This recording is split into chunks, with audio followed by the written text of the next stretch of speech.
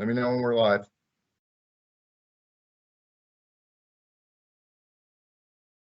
Okay. Good morning. Recognizing a quorum, I'm calling this meeting of the Cannabis Control Commission to order at 10:11 a.m. on May 7th, 2020.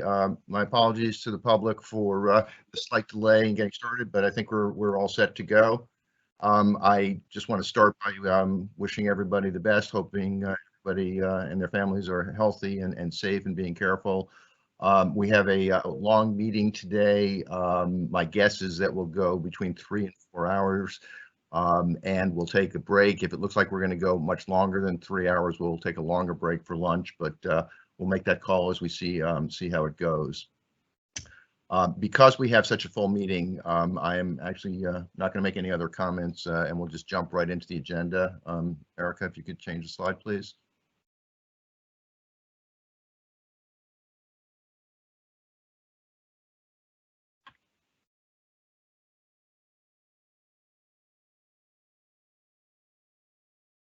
Thank you.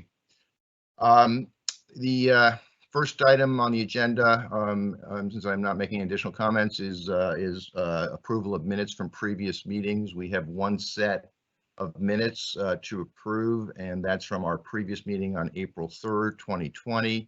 Can I ask the commission, have you had a chance to review these minutes, and are there any questions or comments?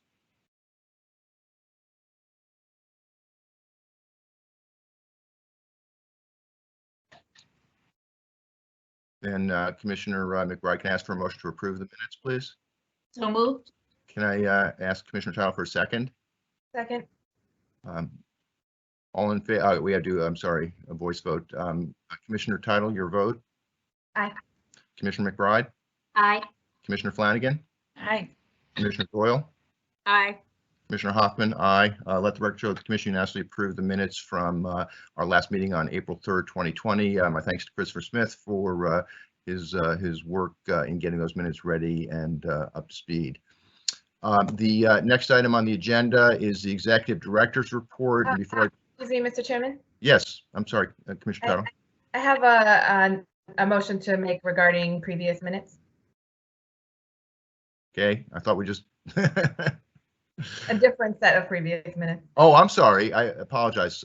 So the April 3rd motion was carried unanimously, and you're not asking to change that. But which set of minutes, Commissioner Title, would you like to review? And March 5th, please. March 5th. Okay. And if my my records are correct, we previously did approve those minutes? Yes. Okay. So go ahead with your motion, please. I move to amend the minutes for the March 5th, 2020 public meeting with respect to Core Empowerment LLC MRN 281865, changing the line reading, the chairman noted that this is an economic empowerment application, to the chairman noted that this was an expedited applicant based on DBE status. Okay, and that is correct. That's certainly consistent with my notes. So thank you for catching that. Mm-hmm. Can I have a second to that motion? Second. Let the record show that Commissioner Title made the motion to amend the March 5th minutes, seconded by Commissioner McBride. Flanagan. Pardon? Commissioner Flanagan, second the motion. Sorry, I apologize. Let the record show that Commissioner Title made the motion, seconded by Commissioner Flanagan. Commissioner Title, your vote? Aye. Commissioner McBride? Aye. Commissioner Flanagan? Aye. Commissioner Doyle? Aye. Commissioner Hoffman, aye. Let the record show that the commission unanimously passed the motion to amend the March 5th, 2020 meeting minutes. Thank you. Any other topics with respect to minutes, or can we move on to the executive director's report? Okay. Before I turn it over to Sean to go through his standard report, I would like to turn the floor over to Commissioner Title to make a comment about the social equity program. Commissioner Title. Thank you, Mr. Chairman. I just wanted to take a moment to congratulate the 126 social equity program participants.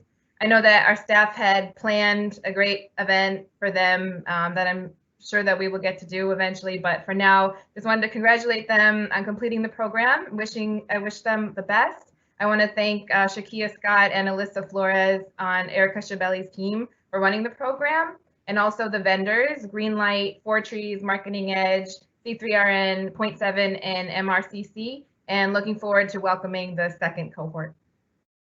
Thank you, Commissioner Trout. I'm sure your opinion is shared by all the rest of the commissioners, so thank you very much for that, and congratulations. Mr. Executive Director, can we turn it over to you for your report, please? Sure. Good morning, and thank you, Mr. Chairman. I guess I'll wait for the slides to catch up here before I jump too far in. The first item, though, is just a highlight of some of the licensing data inside the Mass Cannabis Industry Portal.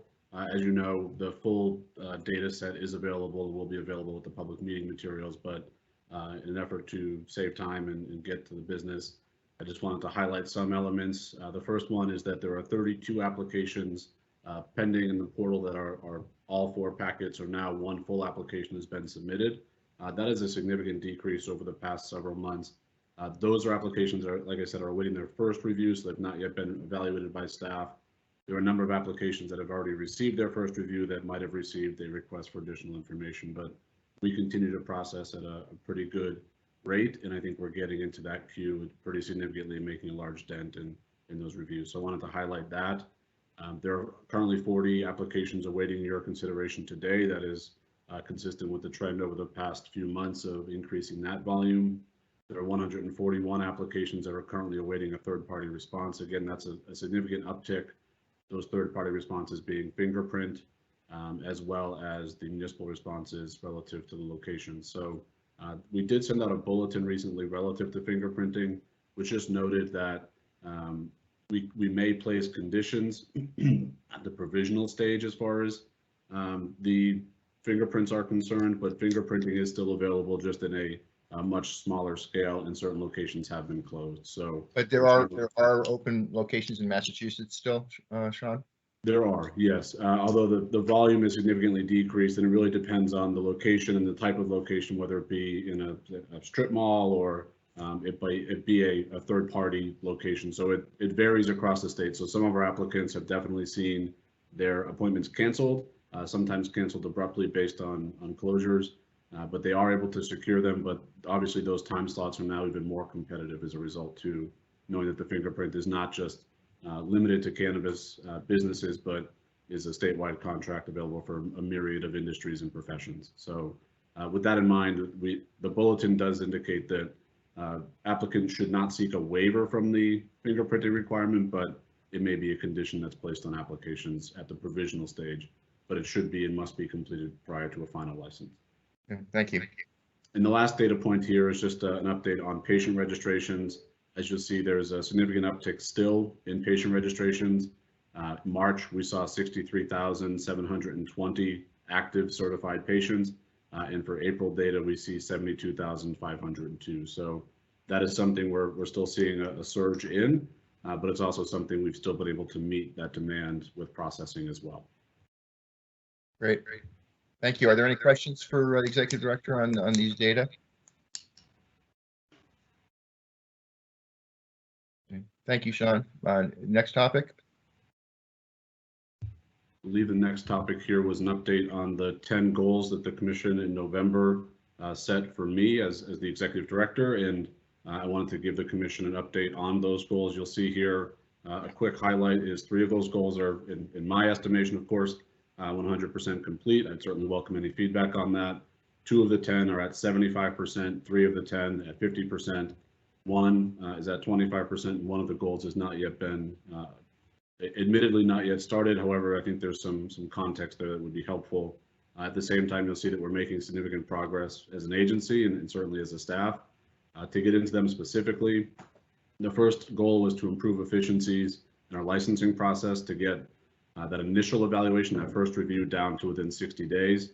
I estimate that that's currently at 50%, but as I just indicated in some of the data, we've made a real large dent in that queue, as well as made significant process improvements in our efficiency in systems. So I think that's something where we continue to focus on and really been a theme, especially amongst that licensing team. I don't know if you want me to go through all of them. Why don't you go through them all, and then I'll give the commission an opportunity to make comments or ask questions. So why don't you go through them all, if you wouldn't mind, Sean? Sure. So the second goal here is to develop mechanisms to intake, acknowledge, and assign inquiries from anybody, whether it be constituents, stakeholders, applicants, licensees, you name it, within 24 hours of receipt, and then providing a response, at least an update within the next 24 hours. So here is, I think, again, I'm being conservative in saying 50%. It has been a major theme across the entire agency, our customer service, as well as our responsiveness. And we do have, between patient support, constituent services, as well as investigators and compliance officers and licensing staff, a lot of inquiries that do come into the commission. We have developed a case management system, which I'll get to in a few goals here, but I think we've really made strides in trying to be more responsive. Of course, that's a very subjective standard, and folks do call the agency and unfortunately at times do have to wait for a response or wait to talk to somebody. We're mindful of that. I think we're very sensitive to it, and so that's why I'm describing this as being 50% complete. The next goal was, number 3, was to get patient registrations, including renewals, processed and evaluated within 1 week. I'm describing this as being 100% complete. The reason for that is, as I just indicated, that we of course did not expect this surge in registrations. That said, we did upgrade our technology on this, and we're now able to automate a lot of those registrations, especially the initial registrations. If the applicant or the patient updates their registration or certification with a valid driver's license and has an active certification, and also based on the change that the commission made relative to waiving patient fees, we are able to process and automate that registration or that renewal.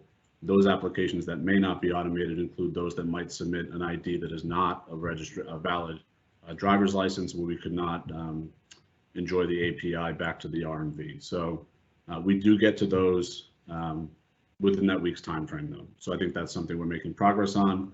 One element that I think is worthy of the commission's information is that we're also planning on bringing the pediatric application into that same environment, and we're hoping to do that by June. So that's another development, that now that we control the technology there, as far as it being the patient portal under the commission's exclusive control, we're able to make those system enhancements a lot more efficiently, and we can control the timing as well as the development of that.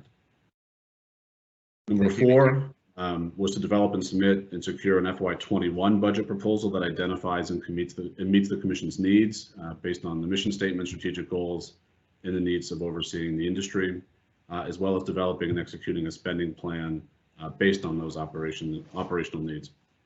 I can confidently say we've submitted an FY21 budget proposal that I think does meet the commission's needs. We've also advocated for it with the various stakeholders at the State House, including the administration, House and Senate Ways and Means.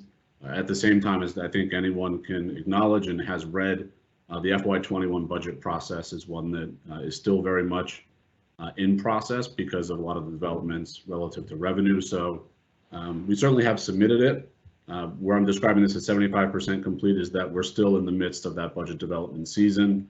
Normally, the House Ways and Means Committee and the full House would have already proposed and adopted their version of the budget. The Senate would be getting into the swing of things as far as their consideration, but this is certainly a unique time, and we continue to monitor that situation as frequently and as aggressively as we can. But again, I think FY21 is going to turn into one of those years that at this point is at least unpredictable, and we're hoping to collaborate as best we can with, again, the administration as well as the various House and Senate committees. So I do describe this one as being 75% complete at this point.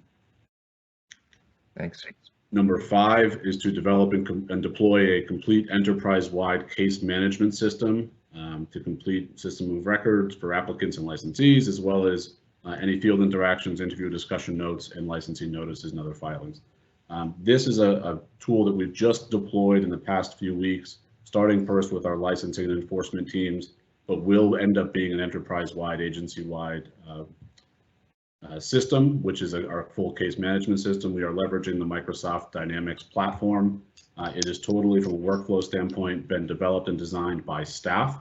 The goal there is to bring in our existing workflows into an automated system environment where we can then keep track of each and every step as it occurs.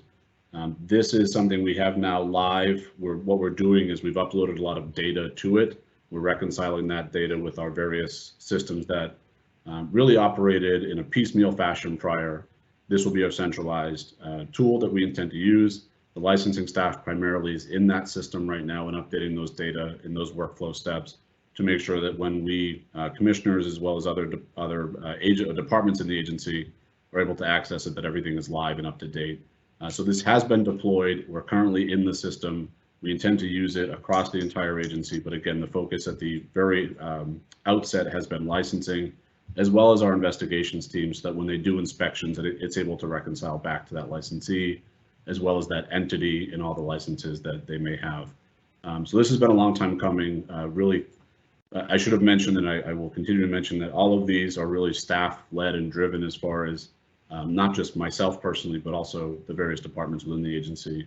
This has been a really heavy lift for our IT department, which time and time again has stepped up and really led a lot of these projects. Those projects, though, are informed by all the users in that system. So the goal, ultimately, I do describe this as being 100% complete, but the goal is to provide commissioners that real granular insight into our application process. So if anyone does reach out to anyone across the agency, including commissioners, this does tie back to that 24-hour response. You'll have access to information in real time and not have to chase it down, as we often sometimes are required to do. So this is 100% complete. At the same time, there's still more work to do in fully ingraining it in our DNA across the agency.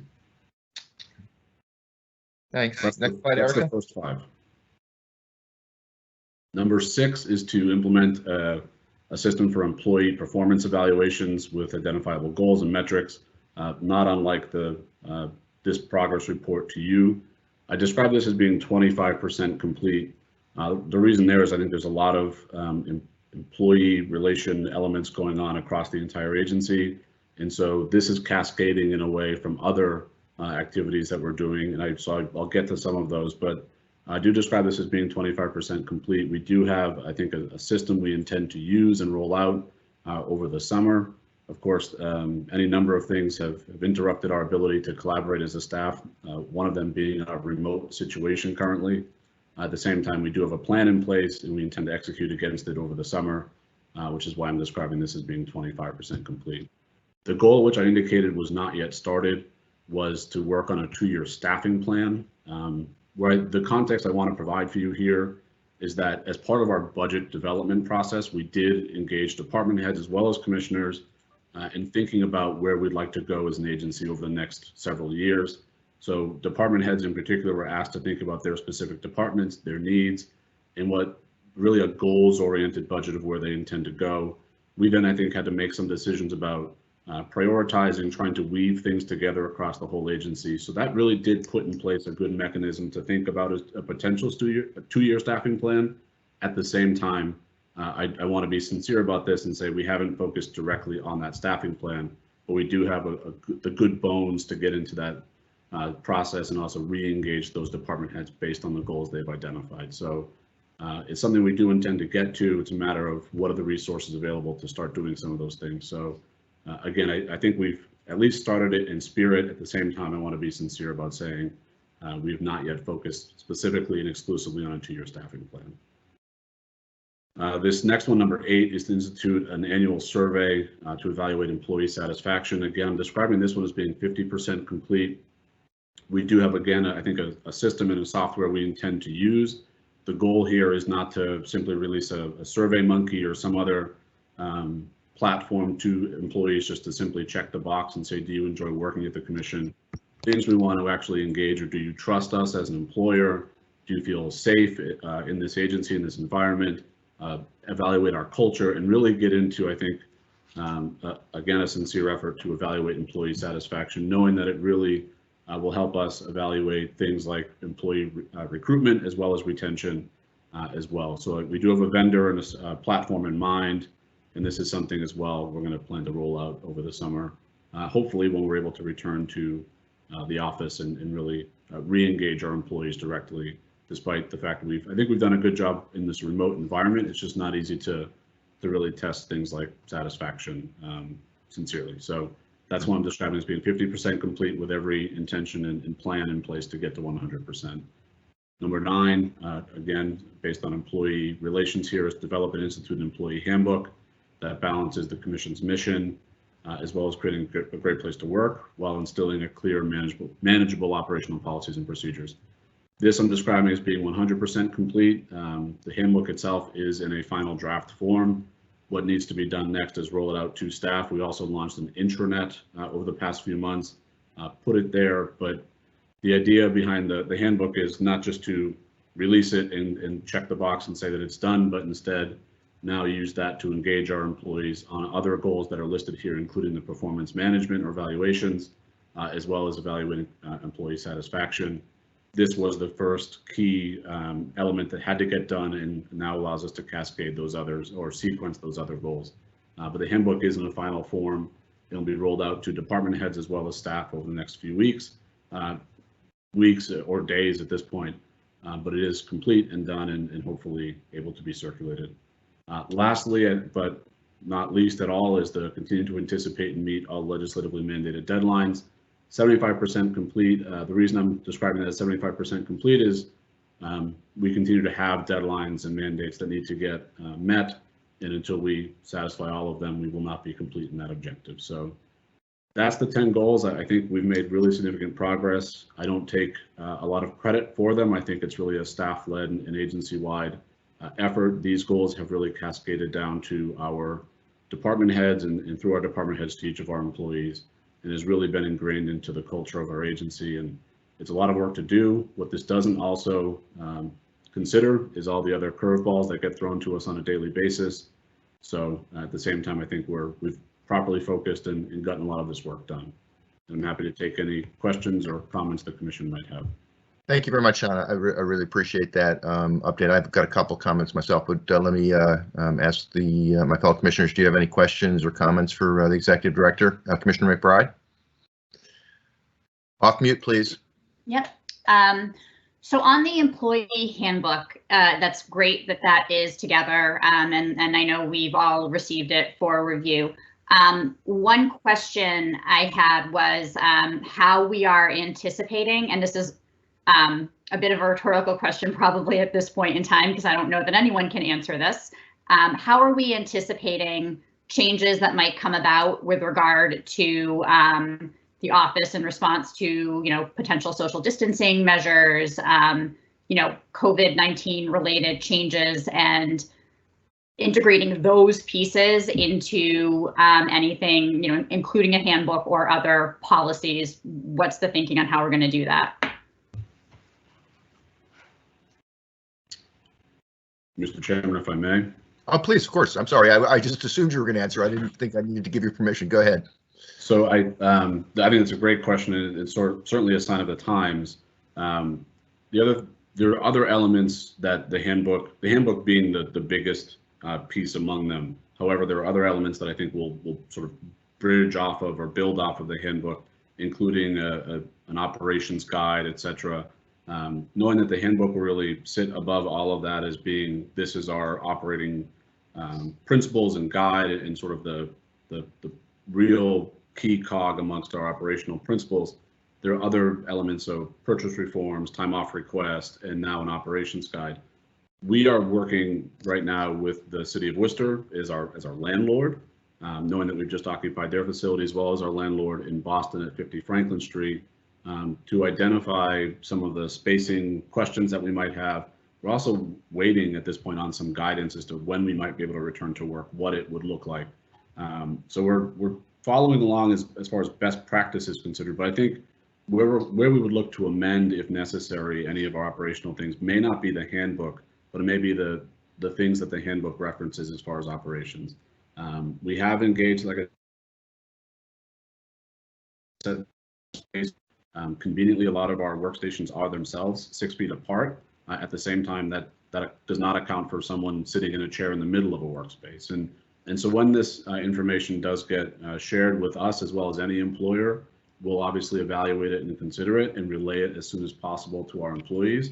But I think everyone is waiting for some of that extended guidance, either from the federal government or from the state government, on what the situation might look like as far as returning. But we do have a lot of ideas and intentions of building off of the handbook with other, whether it be documents or guides or directives. So I think returning to work is something we all look forward to doing, but not until we're able to do it safely. We also are keeping in mind that some of our staff work in the field as well. And so their work day situation may not, we need to consider that as well. And so workstations, offices, conference rooms, those are things I think we're being really sensitive to and want to make sure if we do return, when we do return, that we can accommodate it. So at this point, though, it's really waiting on some additional guidance and making sure we can be consistent. But we have engaged the City of Worcester in particular, and we're grateful that they've been a real valuable landlord and asset to us, not only as a city government, but also again as our landlord. Thank you. Commissioner McBride, do you have an additional comment? Thank you for that. So I'm glad to hear that we're thinking about the actual physical location. I guess I'm also asking about the thoughts that we're giving to things like accommodating schedules, accommodating hours. I think there are folks that are going to have a lot of responsibilities that they didn't anticipate even a couple of months ago.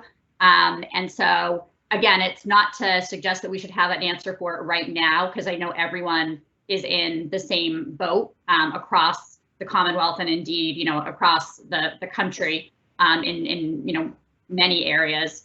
So to the extent that, our Director of Human Resources and you and others are having conversations even outside of the commission with, folks in HRD or, other agencies to start to develop what those policies are going to look like, I would be really interested in hearing about the development of those policies, because I think that putting people first there while also understanding that we have an agency to run, right?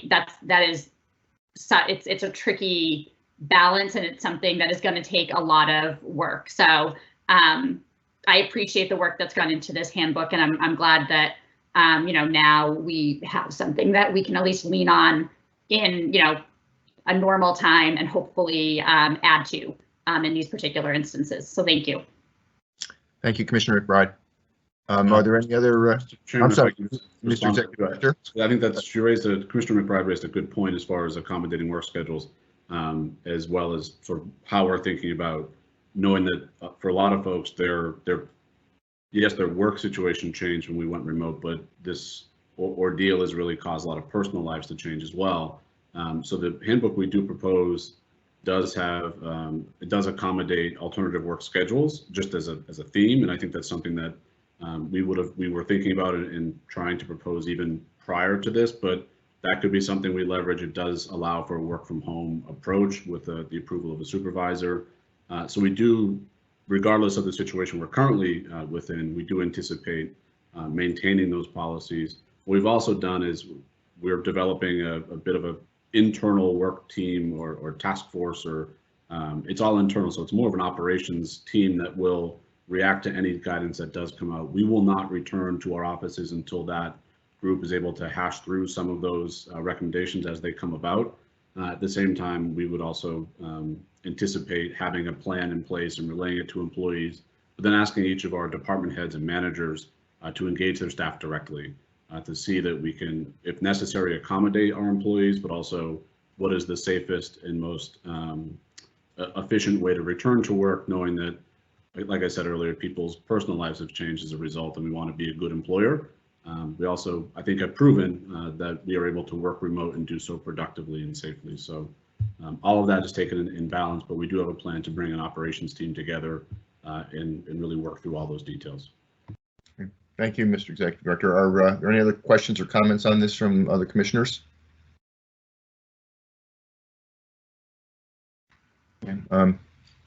Let me just say one thing and ask one question. Best practice on this is to not make it a document that you create and then look at 12 months after the fact and say, how did we do? So I think the kind of midterm update that you provided us, Mr. Executive Director, is really valuable and helpful. And I think we're, I share your assessment. I think we're doing very well, given that we're 6 months into it. This is, I think, pretty strong performance across the entire list. One of the reasons that it's best practice to make this a living document and not just put it in a drawer for 12 months is to not just assess how we're doing against these, but to assess, are they still relevant? Are they still meaningful, given the change in circumstances that we've just been talking about? Do any of these not make sense any longer? So I just wanted to ask if you're still comfortable that these 10 goals are relevant, attainable, and should not be changed given the change in circumstances? I think they're certainly attainable. I think we've tried to demonstrate that. For some, we've prioritized amongst the 10. But to your question about change in circumstances, I mentioned at the outset that these are things that I think are just now ingrained in a lot of our operating goals internally, as far as myself and each of the department heads, and we talk about them on a weekly basis as far as our progress, and we've also doled them out across different departments. So a lot of folks are working toward these goals on whether it be a daily basis or certainly a weekly basis. At the same time, we've had to respond to a lot of different changed circumstances, and I think the chief amongst them is the fact that we're now remote and not able to collaborate in person, and also those operational elements that it presents. So we've relayed a lot of new information to our licensees and applicants relative to closures and administrative orders and bulletins. At the same time, that fits at least a lot of these themes that are in the 10 goals as far as being responsive and available to licensees.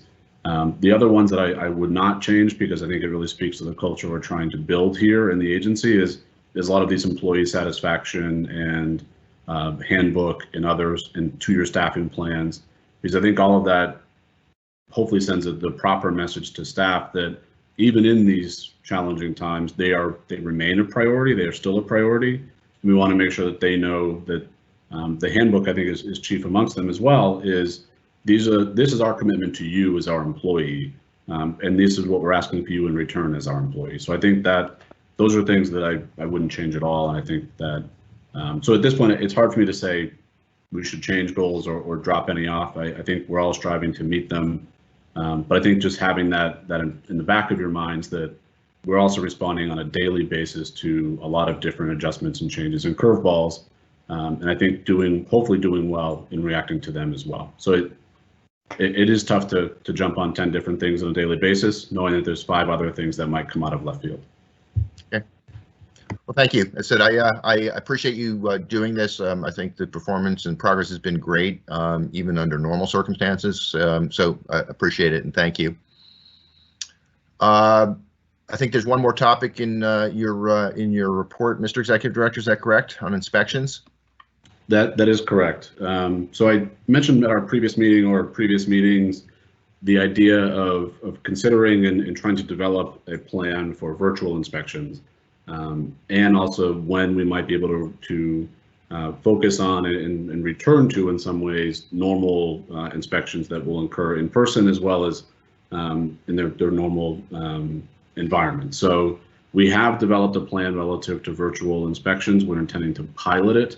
The reason I describe it as a pilot is this is not something we've done before, and we don't want to pretend as though we're going to get it perfect out of the gate, and we want to be open-minded and be honest about the fact that we, along with licensees, are going to be learning during this process. So we have developed, I think, a strong pilot. That said, I think it is a strong pilot. I think it's also it's doable and it's achievable. So what this will require, to give some highlights of that plan, is that the commission as well as the licensee will mutually agree to the virtual inspection, and we intend to use real-time video and audio access. The simplest way I can describe it is similar to a tablet using a FaceTime or some sort of other video chat feature. Inspections may include a virtual component as well as an on-site visit, depending on the complexity of the licensee, the facility, and obviously any safety considerations we should consider. Those virtual components might be document review, interviews, etc. But if we do need to lay eyes on the facility and physically be there, we can hopefully check off a lot of what would be done during the normal inspection, get a lot of that paperwork, so to speak, out of the way prior to. All these virtual inspections will require a subsequent in-person inspection once we are able and safely able to do so. That is primarily because if, let's say, for instance, it's a cultivation facility, we're doing a virtual inspection. We want to make sure that we do enter that facility. We do see the spaces, we do see the rooms, we're able to measure the rooms, etc.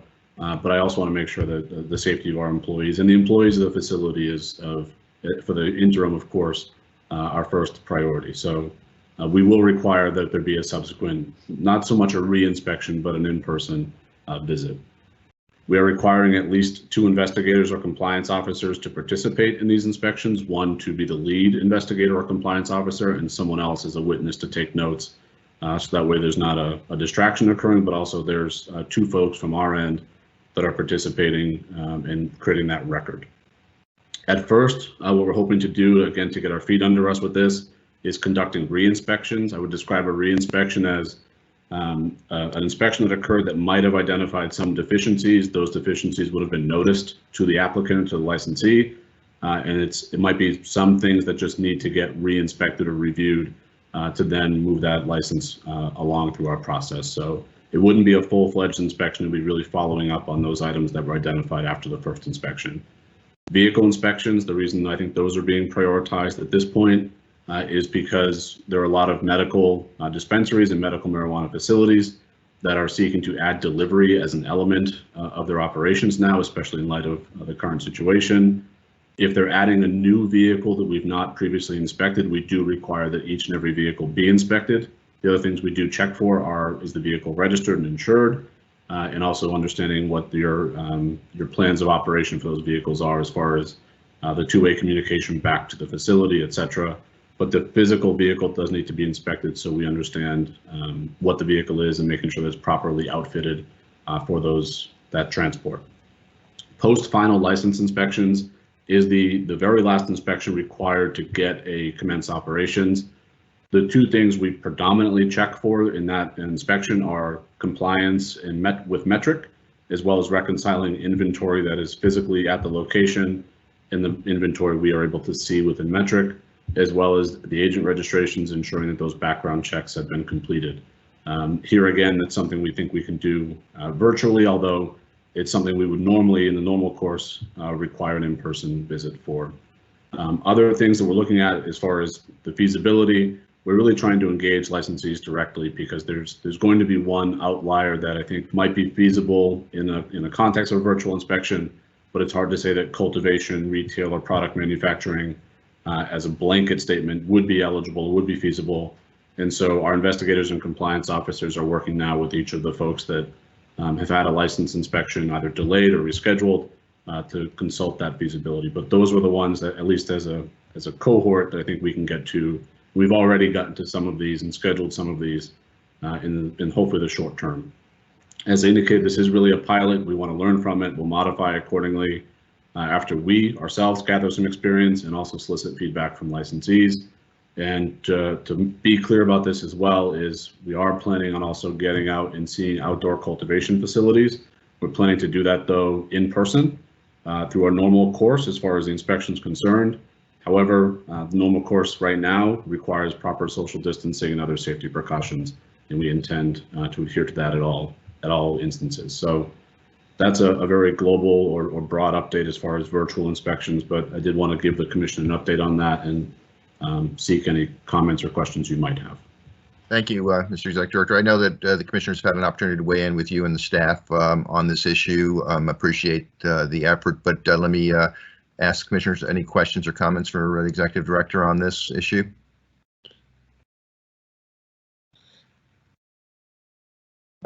If I could then, Mr. Executive Director, can you just amplify what you said, I think, about kind of the timing of rollout, and have we done any of these yet? Just if you could just kind of give us an update on the status of this. I recognize that things will change as we learn, but where are we right now? So we have done a virtual inspection. We are scheduling others so that we are underway right now as far as getting those on the books. And as I indicated, really it's a two-way street, making sure that the licensee is able to accommodate that style, that real-time video and audio access. And the other thing on the outdoor cultivation piece, which I failed to mention, is we are keenly aware and very sensitive to the fact that this is the growing season. We want to make sure that we're able to get to those facilities to make sure they can move along in the licensing process, and make sure that this does not disrupt another season that they would not be able to take full advantage of. So we are underway in scheduling those as well, and trying to, as I mentioned earlier, some inspections will require a virtual component as well as the on-site visit. As much information as we can get up front and virtually, even in the context of outdoor cultivation, we will try to do that to minimize any risk when we're on site. So, but we're underway right now. We have done at least one virtual inspection and scheduling others right now. Thank you. Very grateful to you and to the entire investigations and compliance team for both your commitment as well as the creativity you're showing in terms of how to work through these challenging times. So thank you for that. Are there any other questions or comments on this topic for the executive director? Are there any other topics that you would like to cover, Mr. Executive Director? Not at this time, no. Okay. Well then, thank you very much. If we could, let's move into the next agenda item, which are licensing topics, starting with changes of ownership. Let me first introduce Suko Defoe. Are you there? Can you say hi? I'm here, Chairman. Good morning. Morning, Suko. Suko is a new face in these meetings. She works with Kyle Potvin, our licensing director. Kyle is out sick today, and we decided rather than put him through the agony of going through all these applications and all these changes, while he was not feeling well, that Suko was more than adequate to fill in. So Suko, welcome. Thank you. Really appreciate your presence here today, and hope this isn't as bad as you think it's going to be. So let's start, if we could. We have 5 recommendations for changes of ownership. We will treat each of these separately for discussion and vote. So Ms. Defoe, if you could just start with Baked Bean LLC. Okay, Baked Bean LLC is the licensee. They are seeking a change of ownership and control over one adult use license. There is one individual requesting to acquire ownership and control interest over the license.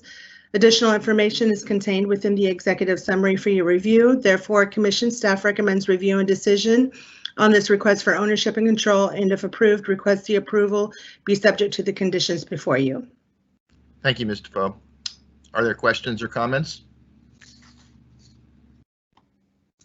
Then could I ask Commissioner Flanagan, would you make a motion to approve the staff recommendation?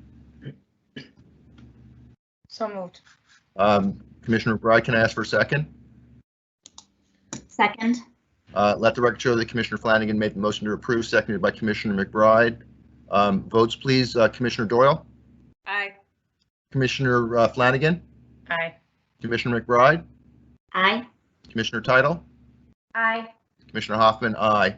Let the record show that the commission unanimously approved the staff recommendation for Baked Bean LLC. Thank you very much. Next is Caregiver Patient Connection LLC. Ms. Defoe. As you stated, Caregiver Patient Connection LLC is the licensee. They are seeking a change of ownership and control over 2 adult use licenses. There is one entity requesting to acquire ownership and control interest over the licenses. Additional information is contained within the executive summary for your review. Therefore, commission staff recommends review and decision on this request for ownership and control, and if approved, request the approval be subject to conditions before you. Thank you. Are there questions or comments? Then could I ask Commissioner Title, would you make a motion to approve? So moved. Commissioner Doyle, can I ask for a second? Second. Let the record show that Commissioner Title made the motion to seconded by Commissioner Doyle. Commissioner Doyle, your vote. Aye. Commissioner Flanagan. Aye. Commissioner McBride. Aye. Commissioner Title. Aye. Commissioner Hoffman, aye. Let the record show the commission unanimously approve the staff recommendation on Caregiver Patient Connection LLC. Next up is Grass Appeal LLC. Ms. Defoe. Grass Appeal LLC is the licensee. They are seeking a change of ownership and control over 2 adult use licenses. There's one individual requesting to acquire ownership and control interest over the licenses. Additional information is contained within the executive summary for your review. Therefore, Commission staff recommends review and decision on this request for ownership and control, and if approved, request the approval be subject to the conditions before you. Thank you, Ms. Defoe. Are there questions or comments? And can I ask Commissioner Flanagan, please make a motion to approve? So moved. Commissioner McBride, can I ask for a second? Second. Thank you. Let the record show that Commissioner Flanagan made the motion to approve, seconded by Commissioner McBride. Commissioner Doyle, your vote? Aye. Commissioner Flanagan? Aye. Commissioner McBride? Aye. Commissioner Title? Aye. Commissioner Hoffman, aye. Let the record show the commission unanimously approved the staff recommendation on change of ownership for Grass Appeal LLC. Next up is Mass Yield Cultivation LLC. Ms. Defoe? Mass Yield Cultivation LLC is the licensee. They are seeking a change of ownership and control over one adult use license. There is one individual requesting to acquire ownership and control interests over the license. Additional information is contained within the executive summary for your review. Therefore, commission staff recommends review and decision on this request for ownership and control, and if approved, request the approval be subject to the conditions before you. Thank you very much, Ms. Defoe. Are there questions or comments? Okay, then Commissioner Doyle, can I ask for a motion to approve? So moved. Commissioner Title, can I ask for a second? Second. Thank you. Let the record show that Commissioner Doyle made the motion to approve, seconded by Commissioner Title. Your vote, Commissioner Doyle? Aye. Commissioner Flanagan? Aye. Commissioner McBride? Aye. Commissioner Title? Aye. Commissioner Hoffman, aye. Let the record show the commission unanimously approved the staff recommendation on change of ownership for Mass Yield Cultivation LLC. Last up, Nova Farms LLC. Ms. Defoe? Nova Farms LLC is the licensee. They are seeking a change of ownership and control over 5 adult use licenses. There is one individual and one entity requesting to acquire ownership and control interests over the licenses. Additional information is contained within the executive summary for your review. Therefore, commission staff recommends review and decision on this request for ownership and control, and if approved, request the approval be subject to the conditions before you. Thank you very much, Ms. Defoe. Are there questions or comments?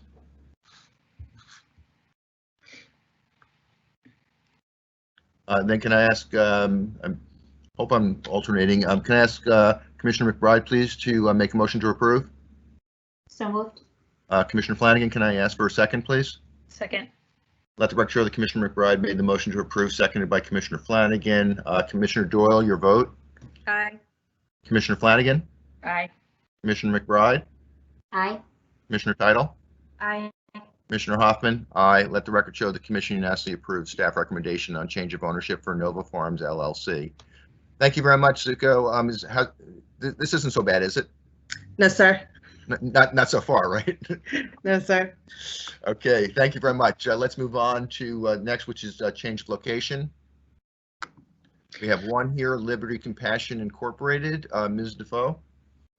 Liberty Compassion, Inc. is the licensee. They have a medical marijuana treatment center provisional license for dispensing that is currently located at 147 Revolutionary Drive, number 4, located in Taunton, Massachusetts.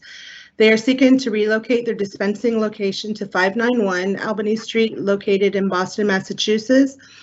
Additional information is contained within the executive summary for your review. Therefore, commission staff recommends the review and decision on this request for the change of location, and if approved, request that the approval be subject to the conditions before you. Thank you, Ms. Defoe. Are there questions or comments? Great. Then could I ask Commissioner Title, please, to make a motion to approve? So moved. Commissioner Doyle, can I ask for a second? Second. Let the record show that Commissioner Title made the motion to approve, seconded by Commissioner Doyle. Commissioner Doyle, your vote? Aye. Commissioner Flanagan? Aye. Commissioner McBride? Aye. Commissioner Title? Aye. Commissioner Hoffman, aye. Let the record show that the commission unanimously approved the staff recommendation for change of location for Liberty Compassion Incorporated. Thank you. That's it for change of location, correct? Yes, sir. Great. So we're next on renewals. As we've done in previous meetings, it's the intention to treat them as a roster unless any individual commissioner has asked for one or more to be removed from the roster consideration. In the case of the renewals that are in front of the commission today, there are no requests that I've received from commissioners to remove any one of these from the roster. However, Commissioner Flanagan has requested that we consider two universal conditions on these renewals, which I will read. And then, unless there's a need for discussion, ask for a motion to approve all of these renewals subject to the conditions requested by Commissioner Flanagan. So if it's okay, Commissioner Flanagan, I'll read your two requests for conditions. Absolutely, Mr. Chairman. Thank you. The request is for all adult use renewals. Commissioner Flanagan moves that within 90 days of the removal of the state of emergency declaration, all adult use licensees must notify the Cannabis Control Commission of updated actions taken on the plans to positively impact disproportionately harmed people. And second, for all adult use renewals, Commissioner Flanagan moves that within 90 days of the removal of the state of emergency declaration, all adult use licensees must notify the Cannabis Control Commission of updated actions taken on diversity plans. Are there questions or comments either on the renewal roster or on the specific motion that Commissioner Flanagan has requested?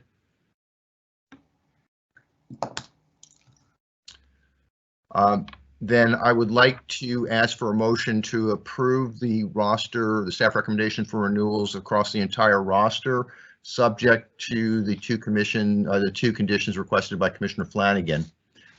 Commissioner Title, can I have such a motion, please?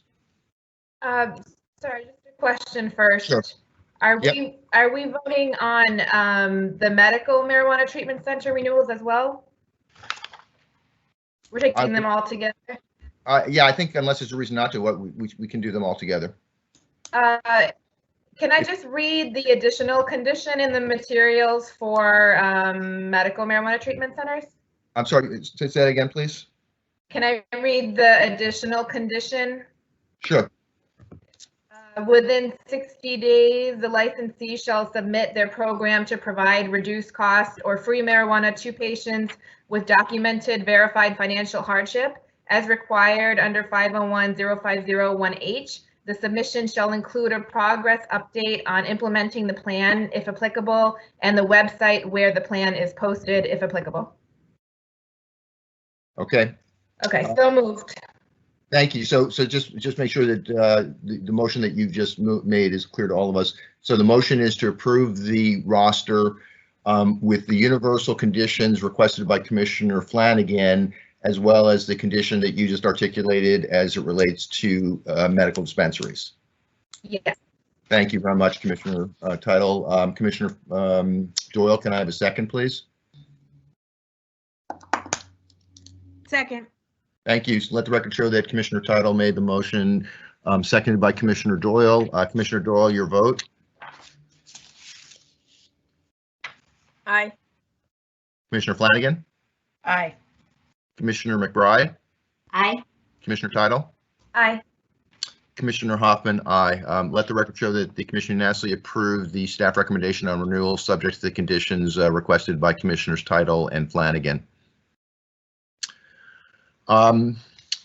We have, I think, five final licenses. Again, we will treat these as a roster. I am not aware of any request for removal of any of these from the roster.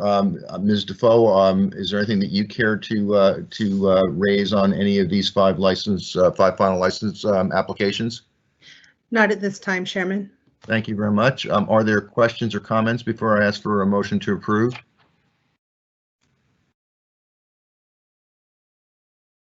Okay.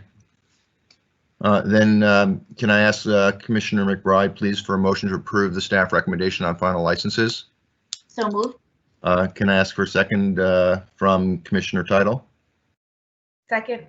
Thank you. Let the record show that Commissioner McBride made the motion to approve, seconded by Commissioner Title. Commissioner Doyle, your vote? Aye. Commissioner Flanagan? Aye. Commissioner McBride? Aye. Commissioner Title? Aye. Commissioner Hoffman? Aye. Let the record show that the commission unanimously approved the staff recommendation on final licenses. Thank you very much. I think that the pace is going to slow down now since we have 40, if my count is correct, provisional licenses, as is our policy and procedure.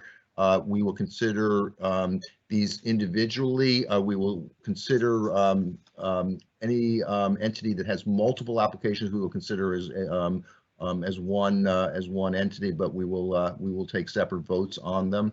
But this one, I think, let's get started on, if it's okay with you, Ms. Defoe, and I'll probably suggest that we take a break, maybe halfway through it, to give you and I both a chance to catch our breath. Okay. Is that okay? Yes, sir. For this? Okay. And once again, I have requested conditions from commissioners that I will read. I will ask specific commissioners to make specific motions to approve and to second. My apologies to my fellow commissioners if I missed anything. I think I've done pretty well in terms of taking your input. But if I've missed anything, obviously just raise your hand and I'll make sure we cover it. So let's get started. The first is Atlantic Farms LLC, MCN 281975 cultivation or Tier 7 outdoor cultivation. This is an expedited application based upon license type. Mrs. Defoe, would you please go ahead? Yes, sir. Atlantic Farms LLC. Would you please stop calling me sir, please? Atlantic Farms LLC is the applicant. The proposed location is 126 Main Road, located in Coleraine, Massachusetts. The license being sought is a Tier 7 outdoor cultivation provisional license. Additional information is contained within the executive summary for your review. Therefore, commission staff recommends the issuance of a provisional license subject to the conditions before you. Thank you, Ms. Defoe. I have a request from Commissioner Title to add a condition to this license, which I will read. Revised diversity plan of goal to increase women working with Atlantic Farms to 10% of its staff to be objectively reasonable. Are there other comments or questions or requests for conditions besides the one I just read from Commissioner Title?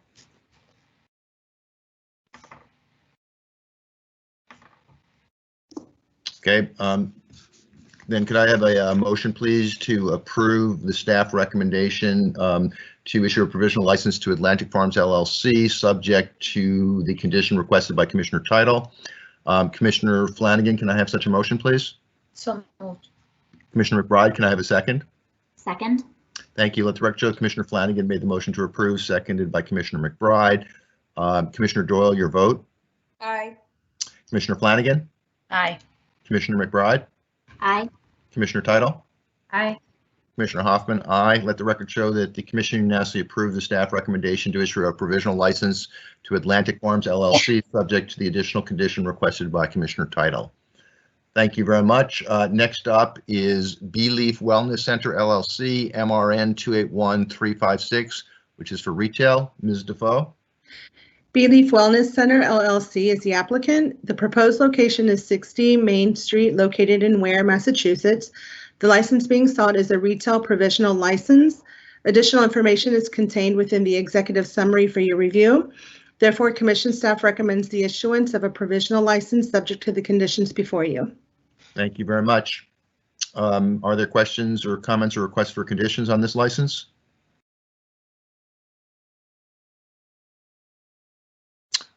Thank you. Then could I ask Commissioner Doyle, please, to make a motion to approve? So moved. Commissioner Title, can I ask for a second? Second. Thank you. Let the record show Commissioner Doyle made the motion to approve, seconded by Commissioner Title. Commissioner Doyle, your vote. Aye. Commissioner Flanagan? Aye. Commissioner McBride? Aye. Commissioner Title? Aye. Commissioner Hoffman, aye. Let the record show that the commission unanimously approved the staff recommendation to issue a provisional license to Beleaf Wellness Center LLC. Thank you very much. Next up, Ms. Defoe, Cypress Tree Management Incorporated, MRN 282803 Retail. Ms. Defoe? Yes, Cypress Tree Management Inc. is the applicant. The proposed location is 24-26 Elliott Street, located in Newton, Massachusetts. The license being sought is a retail provisional license. Additional information is contained within the executive summary for your review. Therefore, commission staff recommends the issuance of a provisional license subject to the conditions before you. Thank you, Ms. Defoe. Are there any questions or comments or requests for additional conditions? Great. Thank you. Then can I ask for a motion to approve from Commissioner Doyle? So moved. Can I ask for a second from Commissioner Title, please? Second. Let the record show Commissioner Doyle made the motion to approve, seconded by Commissioner Title. Commissioner Doyle, your vote. Aye. Commissioner Flanagan, Aye. Commissioner McBride, Aye. Commissioner Title, Aye. Commissioner Hoffman, aye. Let the record show the commission unanimously approved the staff recommendation to issue a provisional license to Cypress Tree Management Incorporated. Thank you very much. Next up is EOS Bittersweet LLC, MCN 282296, Tier 2 Indoor Cultivation. Ms. Defoe, I'm sorry, before I ask, this is an expedited application as a disadvantaged business enterprise. Ms. Defoe? Give me 1 second, please. Sure.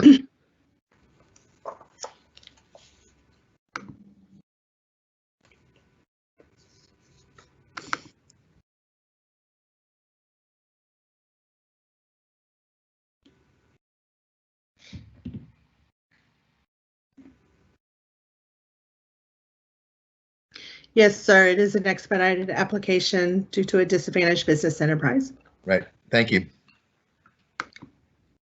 Can you go ahead with your summary, please?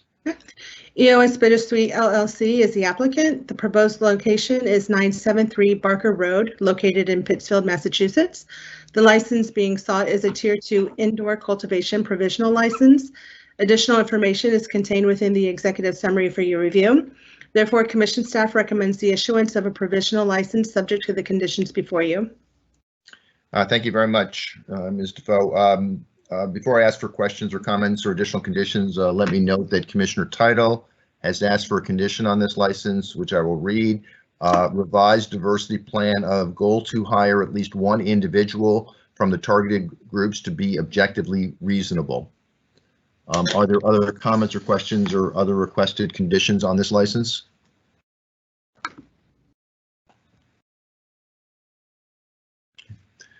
Then could I ask, please, Commissioner Flanagan, could you make a motion to approve the staff recommendation to issue a provisional license subject to the condition requested by Commissioner Title? So moved. Thank you. Commissioner McBride, can I ask for your second? Second. Thank you. Let the record show Commissioner Flanagan made the motion to approve, seconded by Commissioner McBride. Commissioner Doyle, your vote. Aye. Commissioner Flanagan, Aye. Commissioner McBride, Aye. Commissioner Title, Aye. Commissioner Hoffman, aye. Let the record show that the commission unanimously approved the staff recommendation to issue a provisional license to EOS Bittersweet LLC, subject to the additional condition requested by Commissioner Title. Next up is Fenway LLC, MPN 281661, product manufacturing. Ms. Defoe? Fernway LLC is the applicant. The proposed location is 178 Industrial Drive, located in Northampton, Massachusetts. The license being sought is a product manufacturing provisional license. Additional information is contained within the executive summary for your review. Therefore, commission staff recommends the issuance of a provisional license subject to the conditions before you. Thank you very much. Before I ask for any additional comments or questions, Commissioner Title has requested a condition on this license, and let me read it. Revised diversity plan of goal to hire 25% of individuals who are women or part of other specified groups to be objectively reasonable. Are there other questions or comments on this application? Then I think I'm getting this right. Can I ask Commissioner Doyle, please, to make a motion to approve the staff recommendation to issue a provisional license subject to the additional condition requested by Commissioner Title? So moved. Can I ask Commissioner Title to second? Second. Commissioner Doyle, your vote. Aye. Commissioner Flanagan, Aye. Commissioner McBride, Aye. Commissioner Title, Aye. Commissioner Hoffman, aye. Let the record show the commission unanimously approved the staff recommendation to issue a provisional license to Fernway LLC, subject to the additional condition requested by Commissioner Title. Next up is, I hope I don't mispronounce this, Galil Greenery LLC, MRN 281978 Retail. Ms. Defoe. Galil Greenery LLC is the applicant. The proposed location is 235 Main Street, located in Northampton, Massachusetts. The license being sought is a retail provisional license. Additional information is contained within the executive summary for your review. Therefore, Commission staff recommends the issuance of a provisional license subject to the conditions before you. Thank you very much. Before I ask for additional comments and questions, Commissioner Title has asked for an additional condition on this application, which I will read. Revised diversity plan goal to hire 20% of employees who are women and/or veterans to be objectively reasonable. Are there any other comments or questions on this application? Then can I ask Commissioner McBride, would you make a motion, please, to approve this application subject to the condition requested by Commissioner Title? So moved. Commissioner Doyle, would you second that, please? Second. Thank you. Let the record show that Commissioner McBride made the motion to approve, seconded by Commissioner McBride. Commissioner Doyle, your vote? Seconded by Commissioner Doyle. Yeah, I thought I said that. If I didn't, I apologize. No worries. Aye. Thank you, Commissioner Flanagan. Aye. Commissioner McBride. Aye. Commissioner Title. Aye. Commissioner Hoffman, aye. Let the record show the Commission unanimously approved the staff recommendation to issue a provisional license to Galil Greenery LLC, subject to the additional condition requested by Commissioner Title.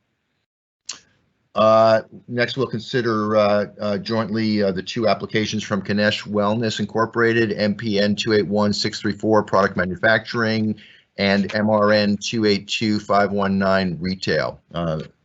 Ms. Defoe. I'm sorry, this is an expedited application based upon their status as a disadvantaged business enterprise.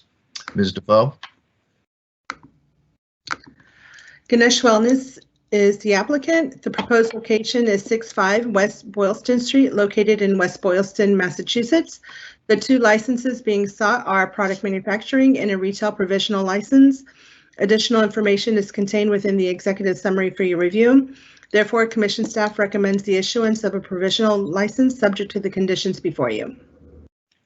Thank you very much, Ms. Defoe. I am not aware of any conditions that have been requested by commissioners on this. Are there any questions, comments, or conditions that would like to be requested? Okay. Again, we have agreed that we will do these as one vote, even though it's two licenses for the same entity. So could I ask, please, for a motion to approve the staff recommendation to issue provisional license to Ganesh Wellness LLC for both product manufacturing and for retail? Can I ask Commissioner Title, please, to make that motion? So moved. Commissioner McBride, can I ask for a second? Second. Thank you. Let the record show Commissioner Title made the motion to approve, seconded by Commissioner McBride. Commissioner Doyle, your vote? Aye. Commissioner Flanagan? Aye. Commissioner McBride? Aye. Commissioner Title? Aye. Commissioner Hoffman, aye. Let the record show that the Commission unanimously approved the staff recommendation to issue licenses to Ganesh Wellness Incorporated for provisional licenses for both product manufacturing and for retail. Thanks very much. Next up is Green Meadows Farm LLC, MRN 282316 for retail. Ms. Defoe. Green Meadows Farm LLC is the applicant. The proposed location is 64 Mill Street, first floor, located in Southbridge, Massachusetts. The license being sought is a retail provisional license. Additional information is contained within the executive summary for your review. Therefore, Commission staff recommends the issuance of a provisional license subject to the conditions before you. Thank you very much, Ms. Defoe. I am not aware of any requests by an individual commissioner for additional conditions on this, but let me ask, are there questions or comments or conditions requested?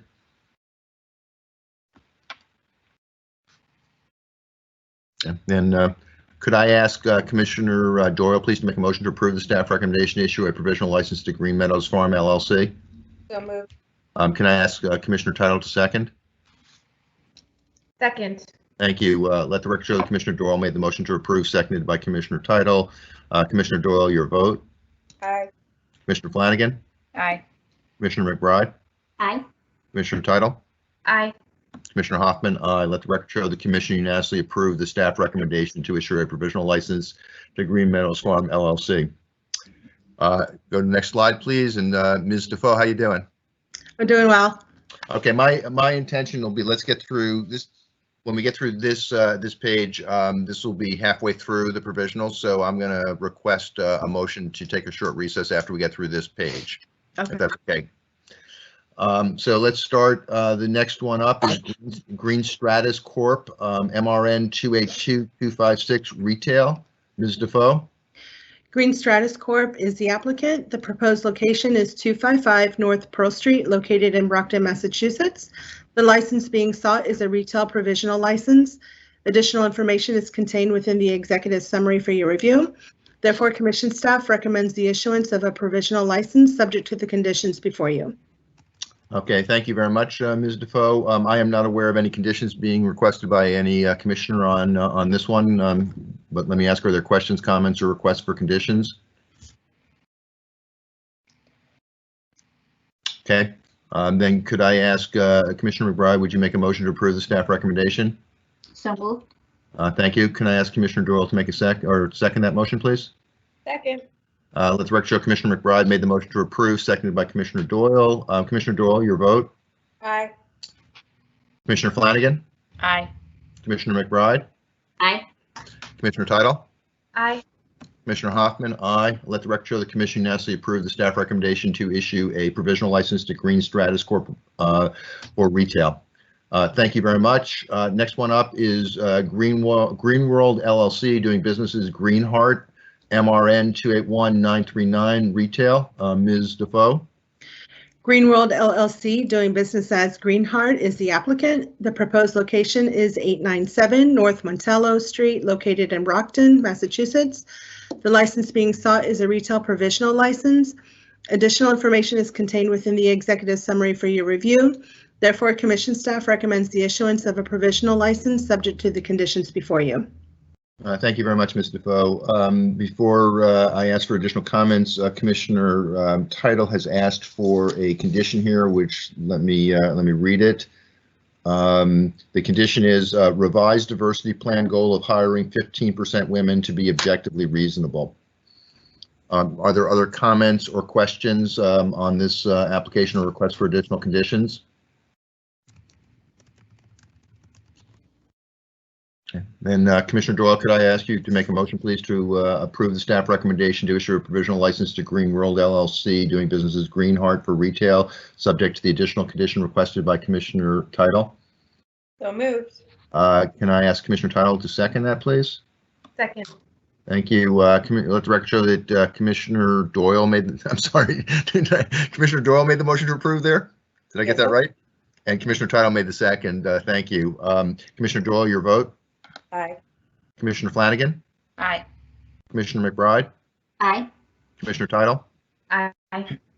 Commissioner Hoffman, aye. Let the record show the commission unanimously approved the staff recommendation to issue a provisional license to Green World LLC, doing business as Greenheart, retail, subject to the additional condition requested by Commissioner Title.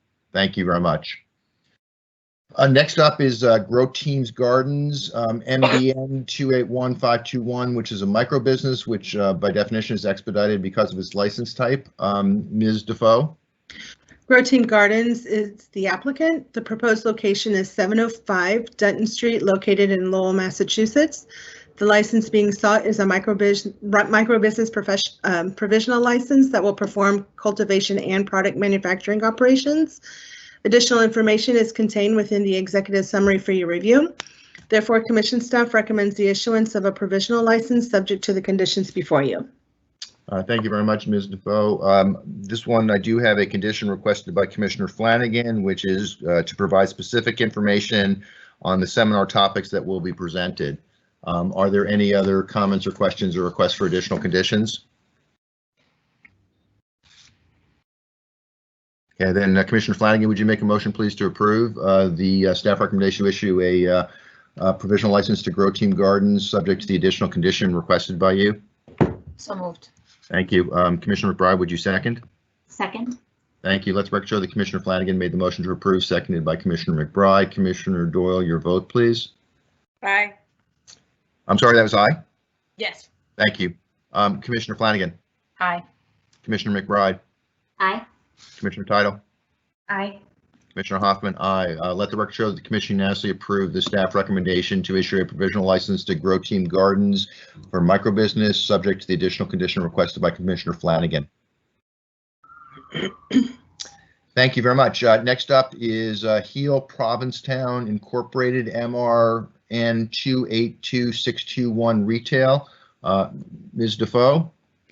Hill Provincetown Incorporated is the applicant. The proposed location is 48 Shank Painter Road, located in Provincetown, Massachusetts. The license being sought is a retail provisional license. Additional information is contained within the executive summary for your review. Therefore, commission staff recommends the issuance of a provisional license subject to the conditions before you. Thank you very much, Ms. Defoe. Can I ask, I am not aware of any requests for comments or requests for conditions on this. Okay, then could I ask Commissioner Title, would you make a motion to approve the staff recommendation? So moved. Commissioner Doyle, can I ask for a second? Second. Let the record show that Commissioner Title made the motion to approve, seconded by Commissioner Doyle. Commissioner Doyle, your vote. Aye. Commissioner Flanagan. Aye. Commissioner McBride. Aye. Commissioner Title. Aye. Commissioner Hoffman, aye. Let the record show the commission unanimously approved the staff recommendation to issue a provisional license to Heal Provincetown Incorporated for retail. Thank you very much. Next is High Hawk Farm LLC, MCN 2824112, which is for Tier 11 outdoor cultivation. This is an expedited application due to its license type. Ms. Defoe. High Hawk Farm LLC is the applicant. The proposed location is 101 Daunt Road, located in Barre, Massachusetts. The license being sought is a Tier 11 outdoor cultivation provisional license. Additional information is contained within the executive summary for your review. Therefore, commission staff recommends the issuance of a provisional license subject to the conditions before you. Okay, thank you very much, Ms. Defoe. So we've got a few requested conditions on this, as well as a request to make a comment on this. So let me start. Commissioner McBride has requested a condition for this license, which are actually two conditions, which I shall read. First is within 30 days of provisional licensure, submit a detailed description of the facilities for storage and/or vault for harvested cannabis. And then second, within 30 days of provisional licensure, submit a detailed description of the topography of the planned location and whether it presents any unique challenges to perimeter fencing or surveillance, and if so, how the applicant will address them. So that's Commissioner Bride. Do you have any comments in additional to that request for condition? I want to address this because this is keeping in mind that the applicant has stated that they can be ready to go in 2 months' time. But in reviewing the summaries of the MOPs, it did not feel to me like the summaries were detailed enough to indicate that there had been some thoughts about elements of our regulations that would be required to be in place for them to be operational in 2 months' time. So while I think these two things would be captured in the final license inspection, I think that in the walk up to that inspection, I would like to see the applicant indicate that there has been consideration of these elements of the regulations specifically, and be prepared to address them in a timely fashion. Thank you. Thank you, Commissioner McBride. I also have a request for an additional condition from Commissioner Title, and her condition that's been requested is to revise diversity plan goal of hiring 20% women and veterans to be objectively reasonable. Commissioner Title also wishes to speak to this application. Commissioner Title. Thank you. I wanted to bring up the positive impact plan. I think that it's inadequate, but I didn't want to put a condition on it without bringing it up for discussion. So the positive impact plan consists only of a $2,500 donation to the United Way in Fitchburg. I think it technically meets the requirements of a goal and a program and a measurement. But this is the first time out of all the positive impact plans that we have looked at that I think it really brings up the question of what is sufficient and adequate, and how much thoughtfulness and understanding a plan needs to have. I think for a 100,000 square foot facility, this doesn't meet the criteria. I think that when we look at plans from much smaller businesses, they will have usually a donation around that size or more, and other ways of positively impacting these communities. But I wanted to bring that up for discussion. Mr. Chairman. Commissioner Flanagan. Mr. Chairman, thank you. I agree wholeheartedly with Commissioner Title. I think that we have put out enough guidance from this commission to licensees and applicants to inform them what exactly a positive impact plan should include. Quite frankly, I think this is an easy way out. I've said this before. I don't think it's appropriate for people just to start writing checks to organizations without having any meaningful other participation behind it. I think if you're going to have a tier 11 facility and you're simply writing a check, then that's an easy way out. My suggestion would be to put a condition that they rewrite their plan and resubmit their plan so that they fulfill the goals of the positive impact plan, and then we can look at that. Okay. Can I have some comments on that before I ask for questions before I ask for a motion?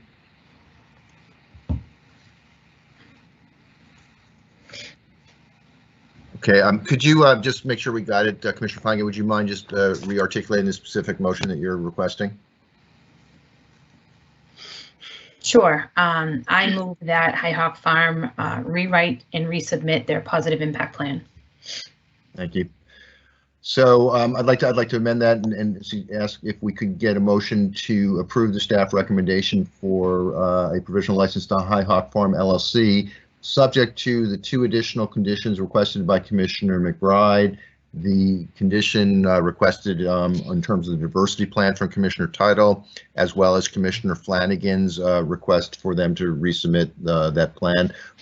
So there's 4 in total conditions that are being requested on this application.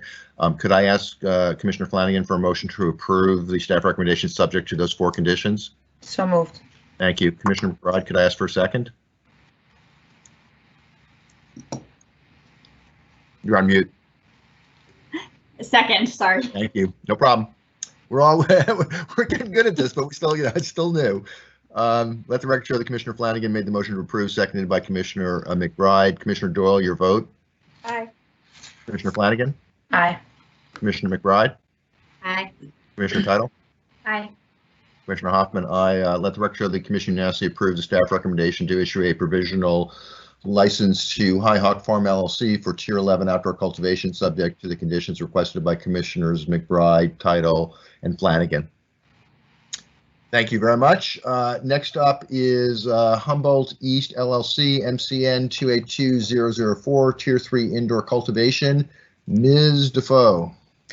Humboldt East LLC is the applicant. The proposed location is 2 Norino Way, located in Georgetown, Massachusetts. The license being sought is a Tier 3 indoor cultivation provisional license. Additional information is contained within the executive summary for your review. Therefore, Commission staff recommends the issuance of a provisional license subject to the conditions before you. Thank you very much, Ms. Defoe. For comments or questions, Commissioner Title has asked for an additional condition on this license, which is revised diversity plan goal of aiming to hire at least 20% of employees from 2 or more of the listed classifications to be objectively reasonable. Are there any other comments or questions or additional conditions requested on this application?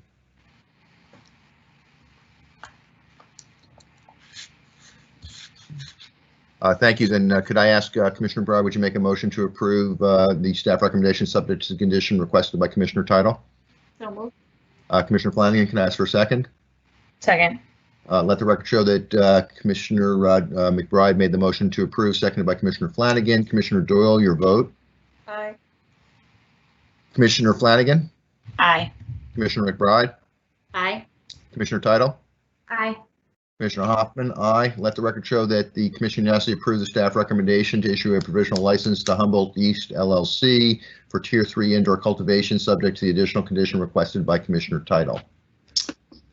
Next up is High Corp LLC, doing business as Green Star, MRN 282460 retail. Ms. Defoe. High Corp LLC, doing business as Green Star, is the applicant. The proposed location is 327 North Pearl Street, located in Brockton, Massachusetts. The license being sought is a retail provisional license. Additional information is contained within the executive summary for your review. Therefore, commission staff recommends the issuance of a provisional license subject to the conditions before you. Thank you very much, Ms. Defoe. Before I ask for additional comments and questions and requests for additional conditions, Commissioner Title has asked for an additional condition on this application, which is to revise diversity plan goal of hiring 15% women to be objectively reasonable. Are there any other comments or questions on this application or requests for additional conditions? Great, then could I ask please for a motion to approve this application subject to the additional condition requested by Commissioner Title? Could I ask Commissioner Doyle to make that motion, please? So moved. Commissioner Title, could I ask you to second that motion, please? Second. Let the record show that Commissioner Doyle made the motion to approve, seconded by Commissioner Title. Commissioner Doyle, your vote. Aye. Commissioner Flanagan. Aye. Commissioner McBride. Aye. Commissioner Title. Aye. Commissioner Hoffman, aye. Let the record show that the commission unanimously approved the staff recommendation to issue a license to High Corp LLC, doing business as Green Star, for retail, subject to the additional condition requested by Commissioner Title. The next one up, thank you. The next one up is Jamico or Jamaica. Do you know Ms. Defoe? I believe it's Jamico.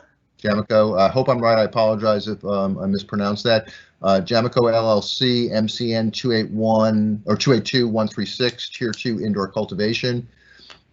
Ms. Defoe.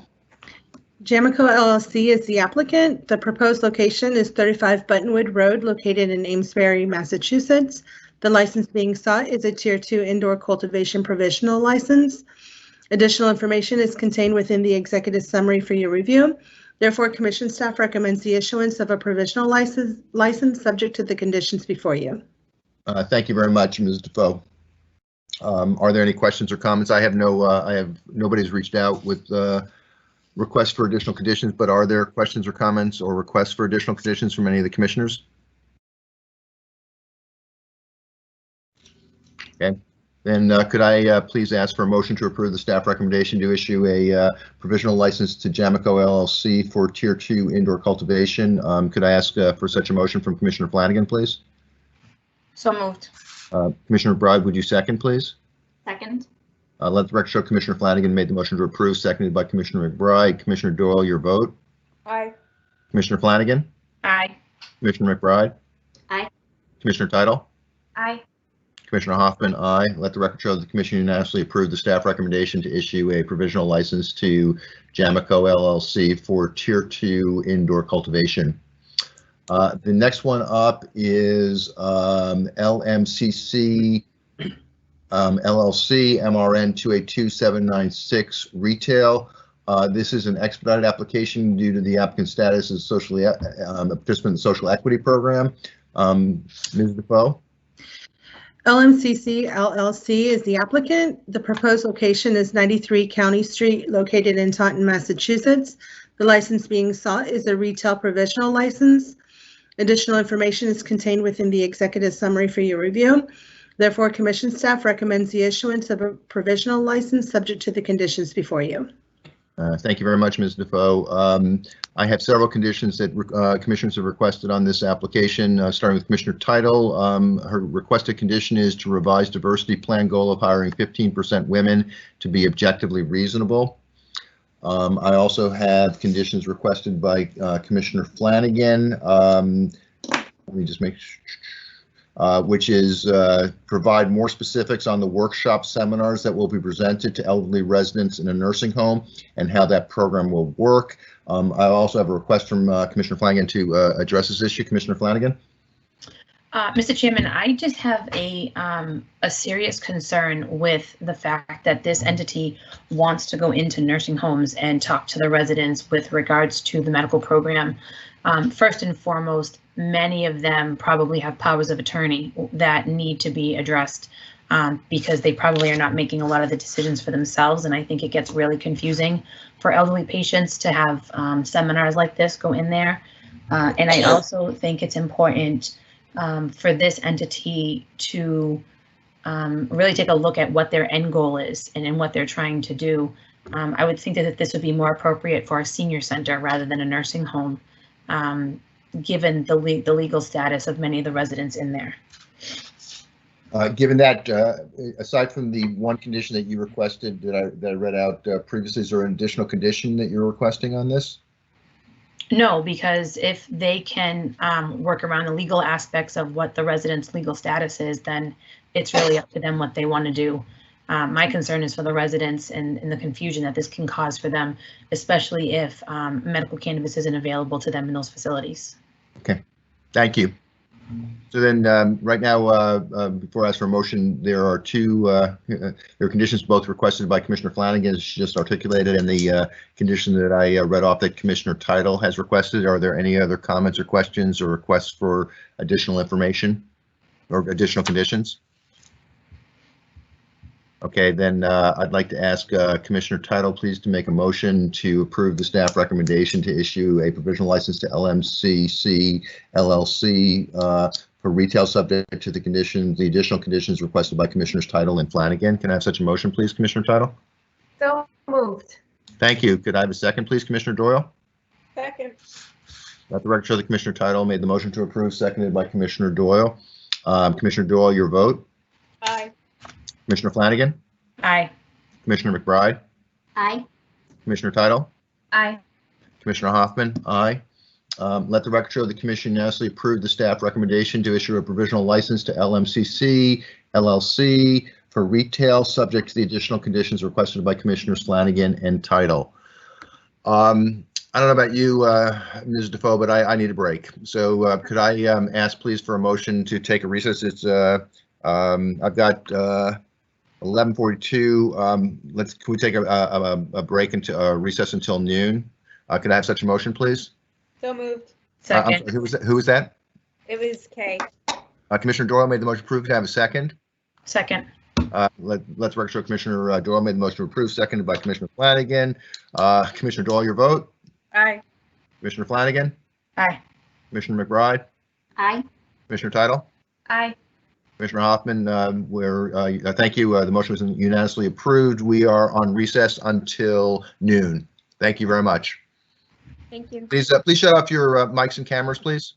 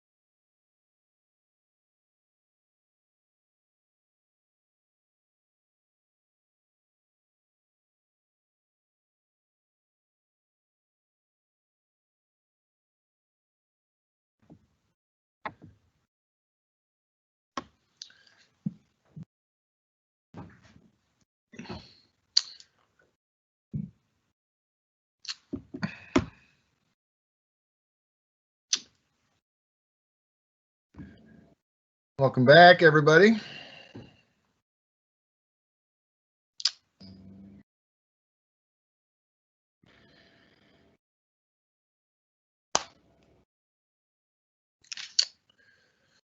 Yeah, I think we're live. Erica, are we live?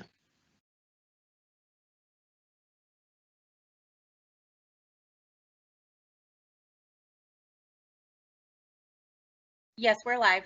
Thank you. I can see everybody except for Commissioner Flanagan. Are you back?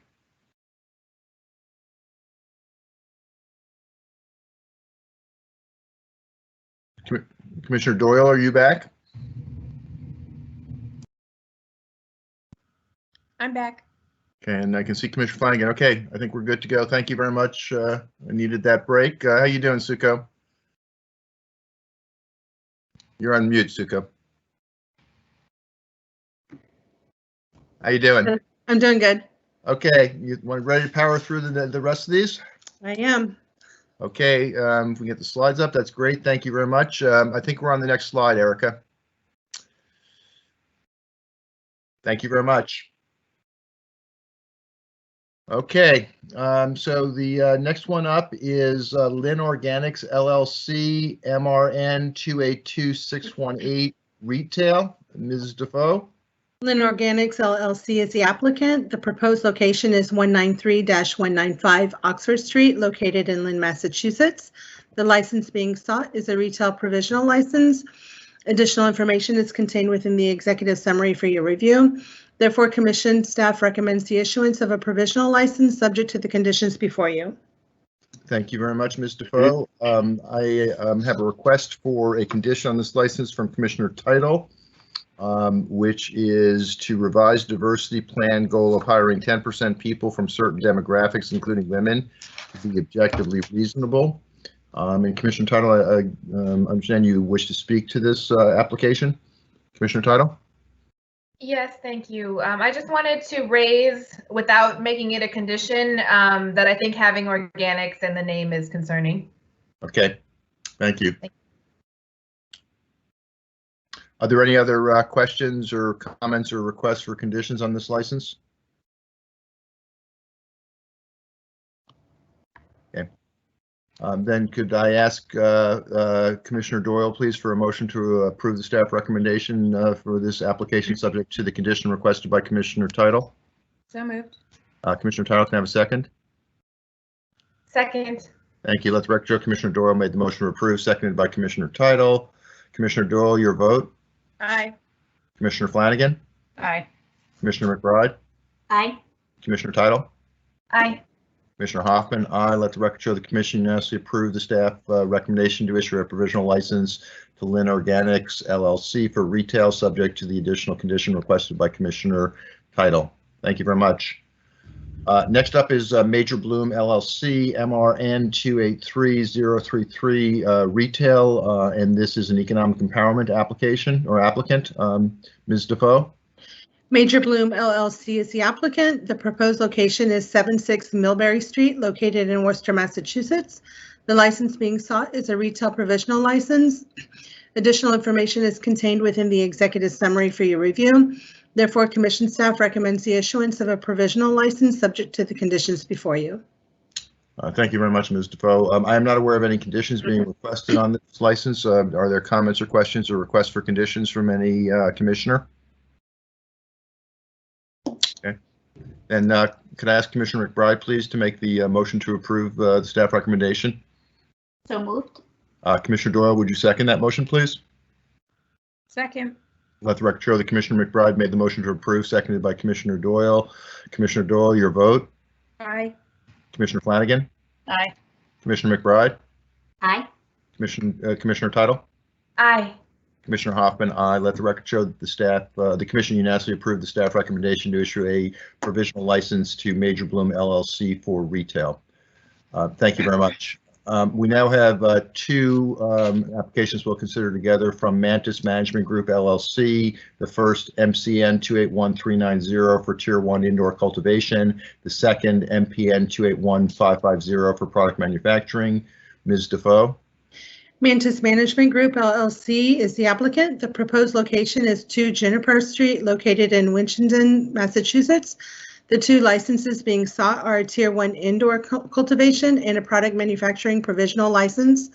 Additional information is contained within the executive summary for your review. Therefore, Commission staff recommends the issuance of a provisional license subject to the conditions before you. Thank you, Ms. Defoe. My apologies. I should have referenced this is an expedited application based upon their status as a disadvantaged business enterprise. Thank you.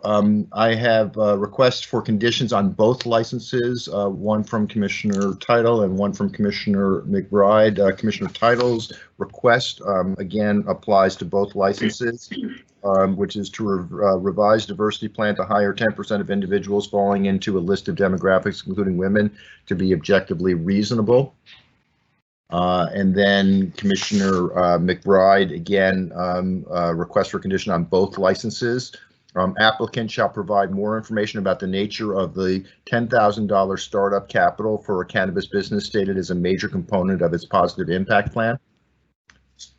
Are there any additional conditions or questions on this license or these 2 license applications from Mantis Management Group? Great, then could I ask please for a motion from Commissioner Flanagan to approve the staff recommendation to issue these 2 licenses to Mantis Management Group LLC subject to the additional conditions requested by Commissioners Title and McBride? So moved. Thank you. Could I ask for a second from Commissioner McBride, please? Second. Thank you. Let the record show Commissioner Flanagan made the motion to approve, seconded by Commissioner McBride. Commissioner Doyle, your vote? Aye. Commissioner Flanagan? Aye. Commissioner McBride? Aye. Commissioner Title? Aye. Commissioner Hoffman, aye. Let the record show that the Commission unanimously approved the staff recommendation to issue 2 provisional licenses to Mantis Management Group LLC for Tier 1 indoor cultivation and for product manufacturing, subject to the additional conditions requested by Commissioners Title and McBride. Thank you. The next up is Madiri Incorporated, MCN 282059, Tier 2 indoor cultivation. Ms. Defoe? Maderi Incorporated is the applicant. The proposed location is 44 Boynton Road, located in Holliston, Massachusetts. The license being sought is a Tier 2 indoor cultivation provisional license. Additional information is contained within the executive summary for your review. Therefore, Commission staff recommends the issuance of a provisional license subject to the conditions before you. Thank you very much, Mrs. Defoe. I have a request for a condition from Commissioner Title on this application, which is to revise the diversity plan goal of targeting 15% women to be objectively reasonable. Are there any other conditions or requests for information on this application? Then could I ask Commissioner McBride, would you make a motion to approve the staff recommendation? So moved. Thank you. Commissioner Flanagan, would you second that, please? Second. Thank you. Commissioner Doyle, your vote? Aye. Commissioner Flanagan? Aye. Commissioner McBride? Aye. Commissioner Title? Aye. Commissioner Hoffman, aye. Let the record show that the Commission unanimously approved the staff recommendation to issue a provisional license to Madiri Incorporated for Tier 2 indoor cultivation, subject to the condition requested, the additional condition requested by Commissioner Title. Thank you very much. We now have 3 applications we'll consider together from Monroe Associates LLC, doing business as The Vault. First is MRN 282527 for retail. Second is MRN 282604 for retail. And the third is MRN 282814 for retail. Ms. Defoe. Monroe Associates LLC, doing business as The Vault, is the applicant. The proposed location is 342 West Boylston Street in Worcester, Massachusetts. The license being sought is a retail provisional license. Additional information is contained within the executive summary for your review. Therefore, Commission staff recommends the issuance of a provisional license subject to the conditions before you. Okay, that was just one of the 3 they've Yes, sir. They have different addresses. Okay, but in our current virtual mode, we're going to do them all at the same time. So could you go through all 3 of them, please? Yes, sir. Thank you. The second is Monroe Associates LLC, doing business as The Vault. The proposed location is 310 Kenneth Welch Drive, located in Lakeville, Massachusetts. The license being sought is a retail provisional license. Additional information is contained within the executive summary for your review. Therefore, Commission staff recommends the issuance of a provisional license subject to the conditions before you. The third is Monroe Associates LLC, doing business as The Vault. The proposed location is 70 Worcester Road, Suite 225, located in Webster, Massachusetts. The license being sought is a retail provisional license. Additional information is contained within the executive summary for your review. Therefore, Commission staff recommends the issuance of a provisional license subject to the conditions before you. Thank you very much, Mrs. Defoe. I have a request for a condition from Commissioner Title, and this condition would apply to all 3 licenses or license applications, and the condition requested is to revise the diversity plan goal of recruiting 15% women to be objectively reasonable. Are there any other requests for conditions or questions or comments on this application? Okay, then could I ask Commissioner Title, would you make a motion to approve these applications subject to the condition, the additional condition that you requested? So moved. Thank you. Commissioner Doyle, would you second? Second. Thank you. Let the record show Commissioner Title made the motion to approve, seconded by Commissioner Doyle. Commissioner Doyle, your vote? Aye. Commissioner Flanagan? Aye. Commissioner McBride? Aye. Commissioner Title? Aye. Commissioner Hoffman? Aye. Let the record show the commission unanimously approved the 3 license applications from Monroe Associates LLC, doing business as Evolved for retail, subject to the additional condition requested by Commissioner Title. Thank you. Next up is Nature's Embrace Incorporated, MRN 282669 retail. Ms. Defoe.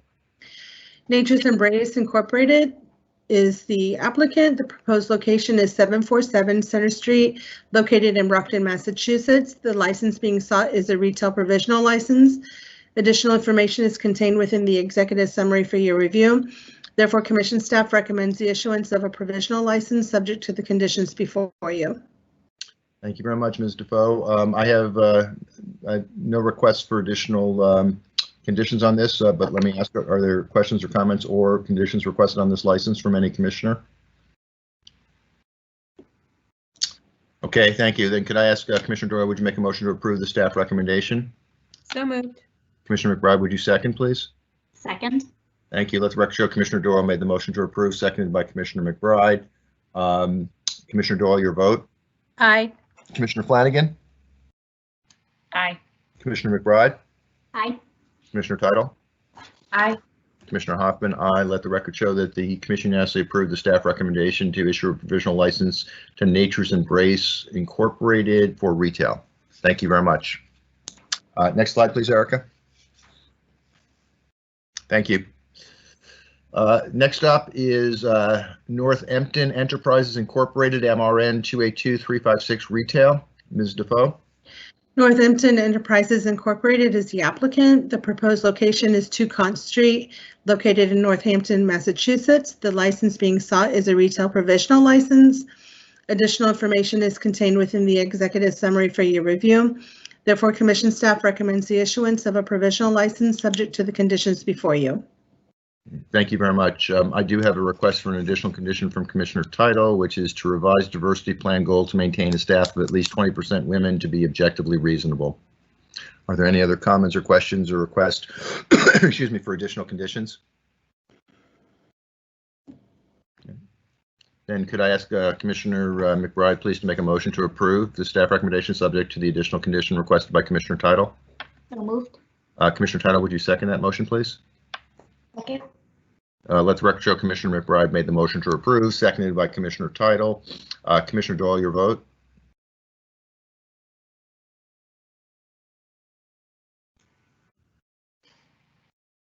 Commissioner Aye. Doyle?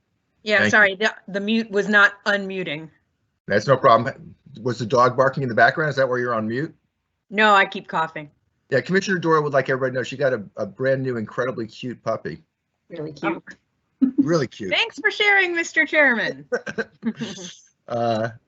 Thank you. Commissioner Flanagan, your vote, please. Aye. Commissioner McBride? Aye. Commissioner Title? Aye. Commissioner Hoffman, aye. Let the record show that the commission unanimously approved the staff recommendation to issue a provisional license to Northampton Enterprises Incorporated for retail, subject to the additional condition requested by Commissioner Title. Next up, we're going to do two licenses, two applications for Ocean Breeze Cultivators LLC. The first is MCN 281908 for Tier 3 indoor cultivation. The second is MPN 281663 for product manufacturing. Ms. Defoe. Ocean Breeze Cultivators LLC is the applicant. The proposed location is 11 Dory Road, located in Gloucester, Massachusetts. The two licenses being sought are Tier 3 indoor cultivation and a product manufacturing provisional license. Additional information is contained within the executive summary for your review. Therefore, commission staff recommends the issuance of a provisional license subject to the conditions before you. Thank you very much. Are there, I am not aware of any conditions being requested on this, these two applications, but are there any comments or questions or additional conditions requested by any commissioner? And could I ask Commissioner Flanagan, would you please make a motion to approve the staff recommendation for these two license applications? So moved. Commissioner McBride, would you second? Second. Thank you. Let the record show Commissioner Flanagan made the motion to approve, seconded by Commissioner McBride. Commissioner Doyle, your vote. Aye. Thank you. Commissioner Flanagan. Aye. Commissioner McBride. Aye. Commissioner Title. Aye. I'm sorry. Aye. Aye. Thank you. Commissioner Hoffman, aye. Let the record show that the commission unanimously approved staff recommendation to issue two provisional licenses to Ocean Breeze Cultivators LLC, one for Tier 3 indoor cultivation, and the second for product manufacturing.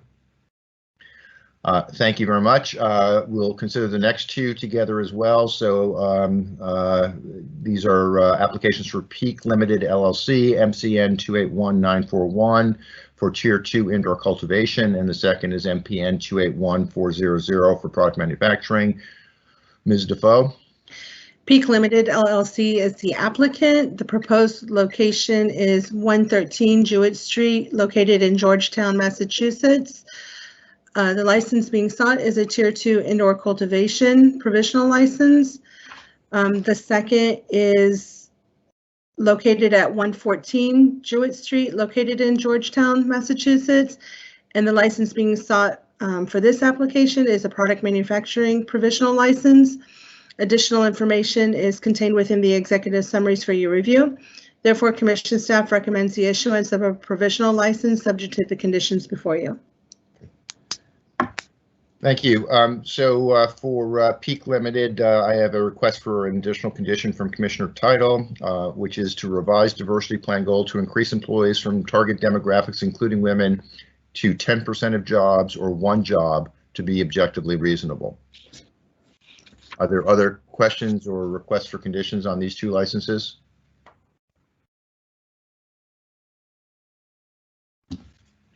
Then could I ask Commissioner McBride, would you make a motion to approve these staff recommendation on these two licenses?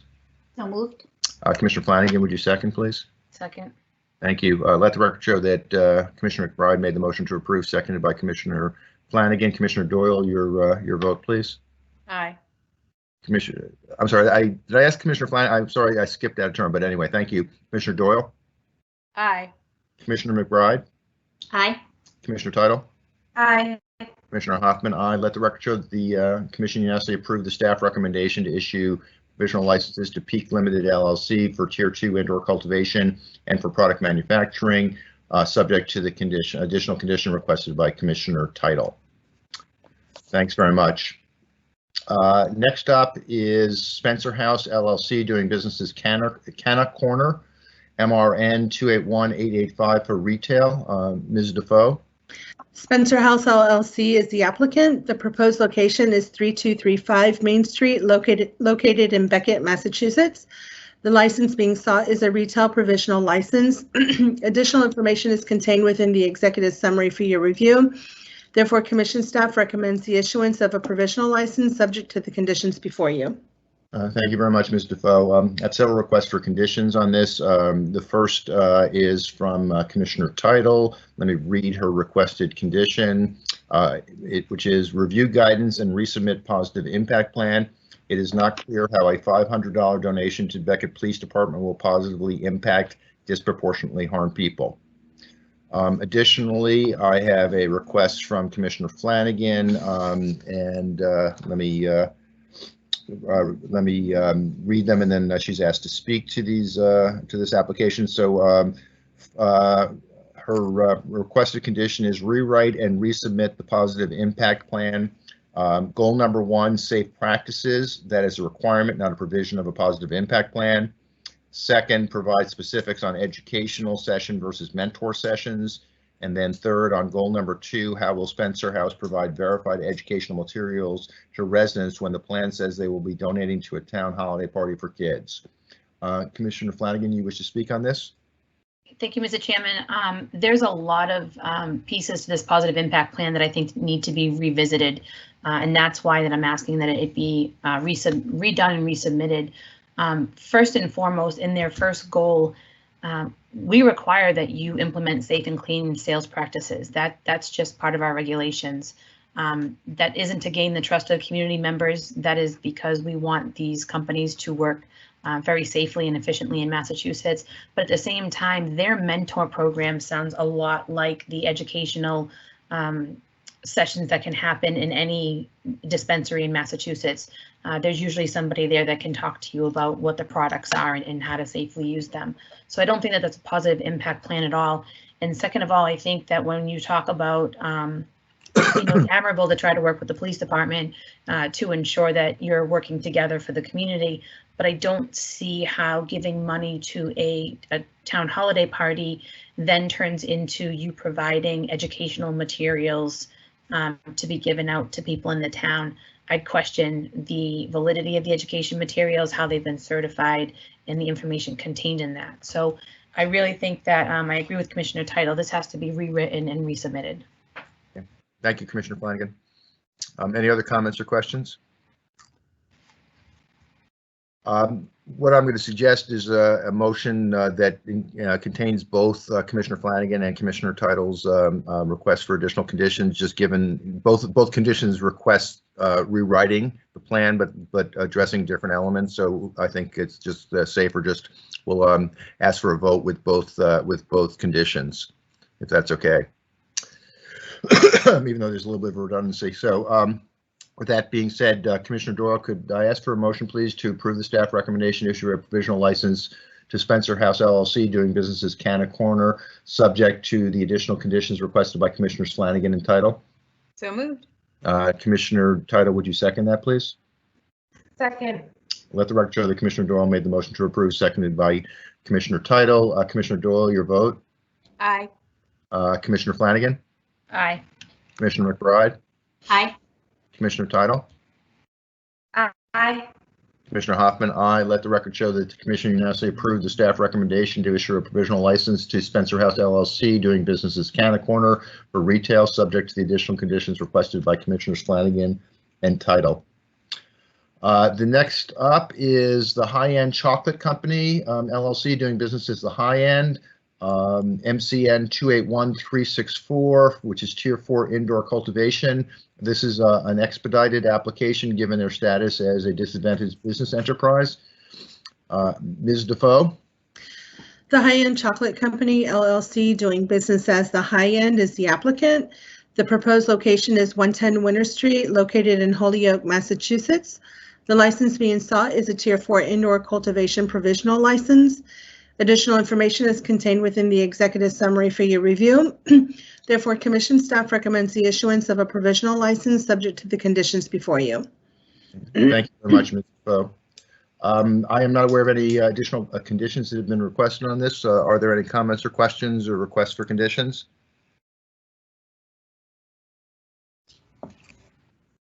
Okay, then Commissioner Flanagan, would you make a motion, please, to approve the staff recommendation?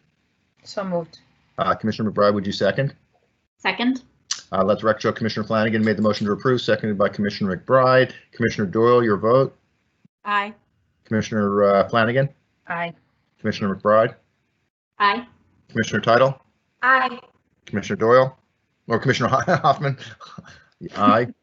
Sorry, we're almost through this. Let the record show the commission unanimously approved the staff recommendation to issue a provisional license to the High End Chocolate Company LLC doing businesses the high end for Tier 4 indoor cultivation. Thank you. We're going to break with what we've been doing before. We need to treat these two applications from the same entity separately, just because the conditions requested are not the same for both sets of both licenses. So we'll do these separately, starting with Top Shelf Connoisseurs LLC, MCN 281604. Tier 3 indoor cultivation, and both applications from Top Shelf Connoisseur are expedited given the applicant status as a social equity program participant. So if you could, Top Shelf. Tier 3 indoor, Ms. Defoe. I'm sorry, and you said you wanted to treat these separately? Yeah, so let's just talk about the cultivation application first, and then we'll come back for the product manufacturing application. Okay. Top Shelf Connoisseurs 11 LLC is the applicant. The proposed location is 11 Brent Drive, located in Hudson, Massachusetts. The type of license being sought is a Tier 3 indoor cultivation provisional license. Additional information is contained within the executive summary for your review. Therefore, Commission staff recommends the issuance of a provisional license subject to the conditions before you. Thank you very much, Ms. Defoe.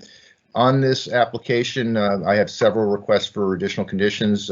First, from Commissioner Title, the request is that the applicant resubmit positive impact plans with more specific information on how donations will be used to positively impact disproportionately harmed people. From Commissioner Flanagan, rewrite and resubmit the positive impact plan. Which disproportionately impacted area are they seeking to impact? And secondly, how specifically will the funds used by C3RN and MRCC positively impact those areas? Additionally, from Commissioner McBride, prior to final licensure, the applicant shall amend the security plan to ensure it references the correct business name.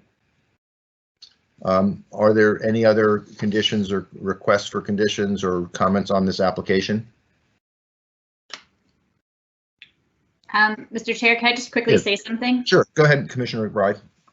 This happens every once in a while when I think applicants hire somebody who assists them putting together their application, that there are just what I guess I'd attribute them just cut and paste errors. This was an application where the security plan referenced, it was for Top Shelf, but it referenced another applicant in the security plan.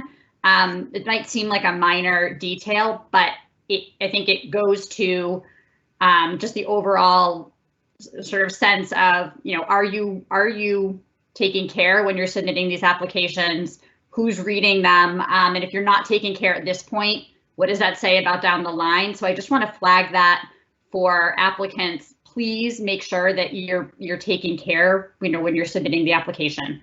Thank you. Okay, thank you very much, Commissioner McBride. Are there any other questions or comments? Yes, please. I'm sorry, Commissioner Title. I'm sorry, I saw your request. Apologize. Commissioner Title, please go ahead. Thank you, Mr. Chairman. My condition addressed this, and Commissioner Flanagan's condition as well, that I'd like to see more details on how the donations will be used.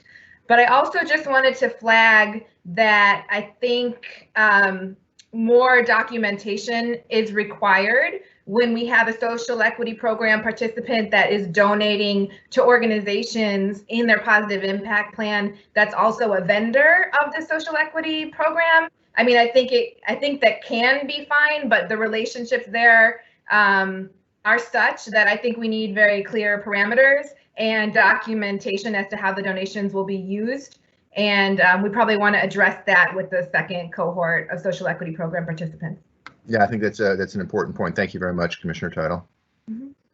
Unless there are other comments, then we have several additional conditions. I'd like to ask if Commissioner McBride would make a motion to approve the staff recommendation to issue a provisional license to Top Shelf Connoisseurs LLC for Tier 3 indoor cultivation, subject to the additional conditions requested by Commissioners Flanagan, Title, and McBride. So moved. Could I have Commissioner Flanagan make the second of that motion, please? Second. Let the record show that Commissioner McBride made the motion to approve, seconded by Commissioner Flanagan. Commissioner Doyle, your vote? Aye. Commissioner Flanagan? Aye. Commissioner McBride? Aye. Commissioner Title? Aye. Commissioner Hoffman, aye. Let the record show that the commission unanimously approved the staff recommendation to issue a provisional license to Top Shelf Connoisseurs LLC for Tier 3 indoor cultivation, subject to additional conditions requested by Commissioners Flanagan, Title, and McBride. Mr. Chairman, Yes, Commissioner Flanagan? can we just go back to one thing that Commissioner Title had said with regard to the entities that are receiving these funds but are also vendors for the social equity program? Yep. I think that we need to discuss this at a later date, but you know, we take ethics very seriously here at the commission, and I think that I really just would like to vet the fact that we have entities that are certified vendors for our program, but at the same time receiving funds from licensees with regards to their positive impact plan. And maybe that's something that we need to really look at in the second cohort going forward. But at the same time, these bigger entities are really not providing a whole heck of a lot of information when it comes to what they're doing with these funds, and it seems very broad. So if we can flag that for further discussion, I'd appreciate it. I've just got a note to that, and we'll put it on the agenda at a subsequent meeting after getting some staff work with input from you, Commissioner Title, and any other interested commissioner. Thank you. Thank you very much. So can we remind me where we were? I guess we're moving on to JJ. So the final one, Top Shelf Connoisseurs LLC, MPN 281435, product manufacturing. Ms. Defoe. Top Shelf Connoisseurs LLC is the applicant. The proposed location is 11 Brent Drive, located in Hudson, Massachusetts. The type of license being sought is a product manufacturing provisional license. Additional information is contained within the executive summary for your review. Therefore, commission staff recommends the issuance of a provisional license subject to the conditions before you. Thank you. Thank you very much. So I do have, again, on this one, a number of conditions requested, additional conditions requested. Let me go through them. From Commissioner Title. It's the same condition that was on the other Top Shelf application, but let me just read it again. Resubmit product positive impact plans with more specific information on how the donations will be used to positively impact disproportionately harmed people. From Commissioner Flanagan, again, the same condition she requested for the previous application, which is rewrite and resubmit the positive impact plan, specifically addressing which disproportionately impacted area are they seeking to impact, and how specifically will the funds used by C3RN and MRCC to positively impact those areas. From Commissioner McBride, I have requests for the same condition that she had on the previous application, which is prior to final licensure, the applicant shall amend the security plan to ensure it references the correct business name. Additionally, for this specific license, I have an additional condition requested by Commissioner McBride, which is prior to final licensure, the applicant shall submit to the commission detail about the viscosity enhancing agent, including the type of agent and where it will be procured, that it intends to use to produce solventless rosin hash oil cartridges. Are there other questions or comments or requests for conditions on this application? Okay. Then could I ask, please, if Commissioner Doyle would make a motion to approve? So moved. Commissioner Title, would you second? Second. Thank you. Commissioner Doyle, your vote? Aye. Commissioner Flanagan? Aye. Commissioner McBride? Aye. Commissioner Title? Aye. Commissioner Hoffman, aye. Let the record show that the commission unanimously approved the staff recommendation to issue a provisional license to Top Shelf Connoisseurs LLC for product manufacturing, subject to the additional conditions requested by Commissioners Flanagan, Title, and McBride. Thanks very much. We've got one more set of applications to do, which is 3 applications from Toro Verde, Massachusetts. 3, 2, and I guess 1. All for retail, MRN 282629, MRN 282320, MRN 282601. Again, if you wouldn't mind, Ms. Defoe, could you go through all three of them, please, for us? Yes. Toro Verde, Massachusetts 3 Incorporated is the applicant. The proposed location is 424 State Road, Unit A1, located in Whately, Massachusetts. The license being sought is a retail provisional license. Additional information is contained within the executive summary for your review. Therefore, commission staff recommends the issuance of provisional license subject to the conditions before you. Next, we have Toro Verde, Massachusetts 2 Incorporated. The proposed location is 51 Davis Street, located in Greenfield, Massachusetts. The license being sought is a retail provisional license. Again, additional information is contained within the executive summary for your review. Therefore, the commission staff recommends the issuance of a provisional license subject to the conditions before you. Lastly, we have Toro Verde, Massachusetts Incorporated. The proposed location is 26-28 North King Street, Unit 2, located in Northampton, Massachusetts. The license being sought is a retail provisional license. Additional information is contained within the executive summary for your review.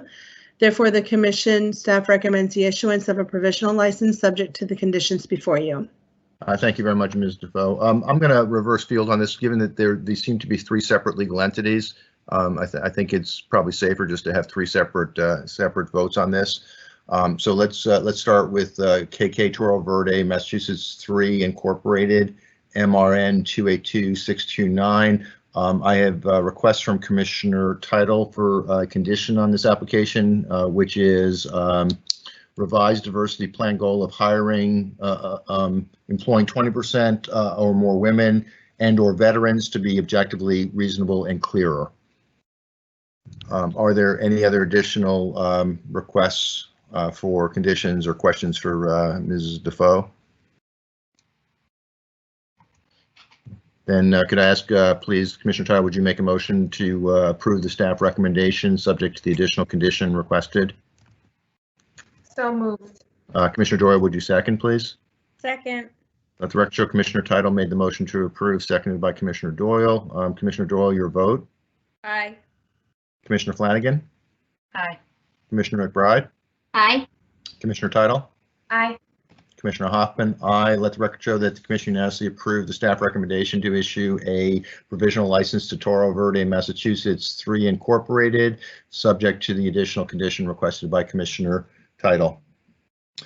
Next, Toro Verde, Massachusetts 2 Incorporated, MRN 282320 Retail.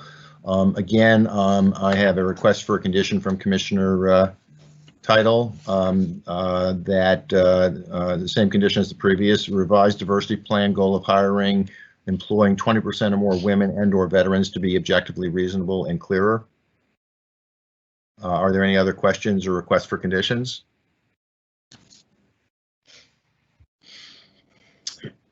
Could I ask Commissioner Doyle, would you make a motion to approve? So moved. Commissioner McBride, would you second, please? Second.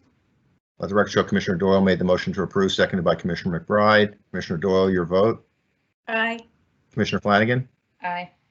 Commissioner McBride. Aye. Commissioner Title. Aye. Commissioner Hoffman. Aye. Let the record show the commission unanimously approve the staff recommendation to issue a provisional license to Toro Verde, Massachusetts 2 Incorporated for retail.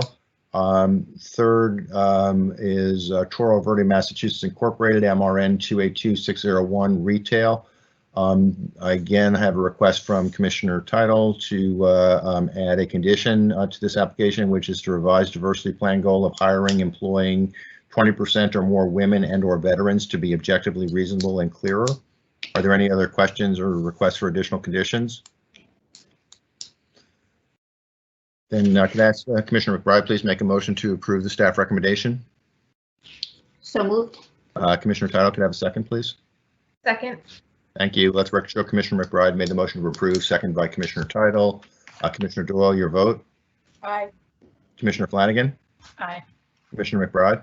Aye. Commissioner Title. Aye. Commissioner Hoffman, aye. Let the record show the Commission unanimously approved the staff recommendation to issue a provisional license to Toro Verde, Massachusetts Incorporated for retail, subject to the additional condition requested by Commissioner Title. So, Ms. Defoe, are we done? Yes, sir. So how would you rate your experience versus expectations? It was a good experience. Good. Well, look, I'm sorry to give you, I'm kidding around, but thank you so much. I really appreciate it. I know this was kind of filling in at the last minute, and I thought you did a phenomenal job. So thank you so much. Thank you. And in absentia, let me thank the entire licensing team for the amazing amount of work that went into the number of licenses that we just went through. So thank you. Thank you. Okay, I think we're on to the next section of the agenda, which is commission discussion and votes. We can get to the next slide, please. So I'll lead this off, although Sean, I appreciate some help on this. So at our last commission meeting in April, we talked about what possibly we could do to mitigate some of the economic consequences of the shutdown on the adult use industry. I want to thank Sean, the staff, particularly Alyssa, our CFO, and Alyssa, our COO, and Adriana, our CFO, for working on this, for being creative about what options we had, and to quantify the economic consequences of those possible actions. They circulated a memo to the commission outlining both, what could be done, what the economic consequences of what could be done, and essentially laying out two potential options for our discussion and vote. To paraphrase it, one is to extend the license period for existing licensees whose license would otherwise expire over the next few months, to extend them by 60 days and extend, therefore, the requirement to apply for and receive and pay for a renewal for those 60 days, based upon the simple logic that it just seems fair not to charge people for licenses that they're unable to use through no fault of their own. And the two motions are different, and one is limited to the adult use retailers, and one would include all other adult use marijuana enterprises. So again, my thanks to the staff for their work on this. My personal opinion is I think it's appropriate and fair to do something along these lines, but I wanted to open it to commission discussion. Before that, though, Mr. Executive Director, is there anything else you'd like to add to what I just said? No, not at this time, no. Okay, thank you. Then can I ask for comments from and questions from my fellow commissioners?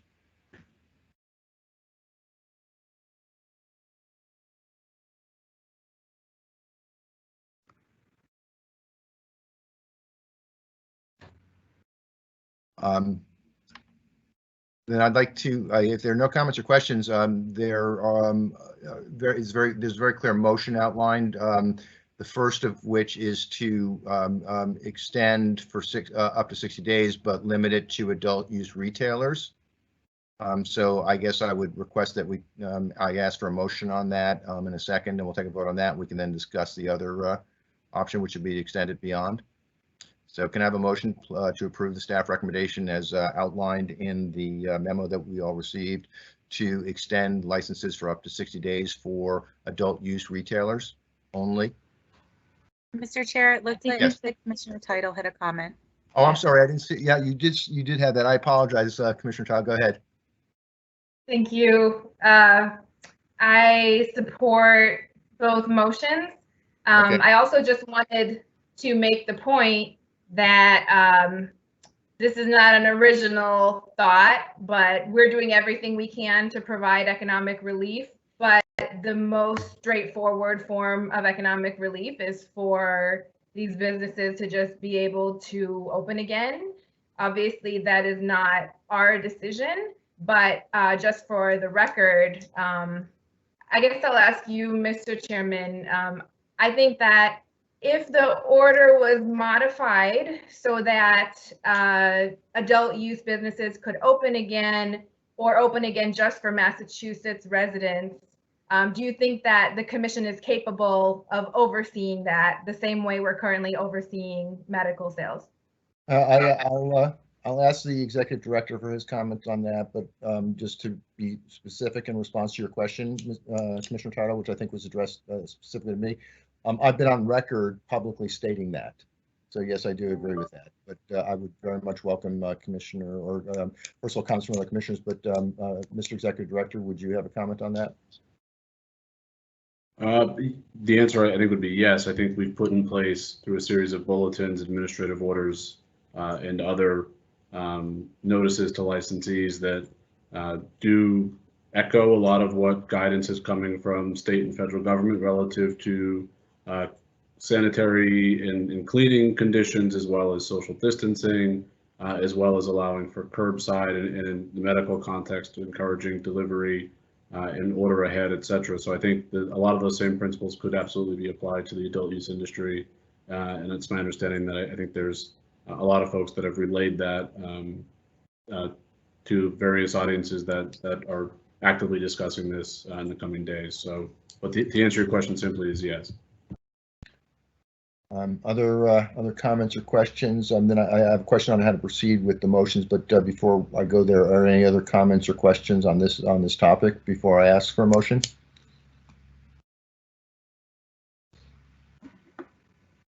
I have a question for you, Mr. Executive Director, before we go forward, and because I just don't have everything up on my screen right now.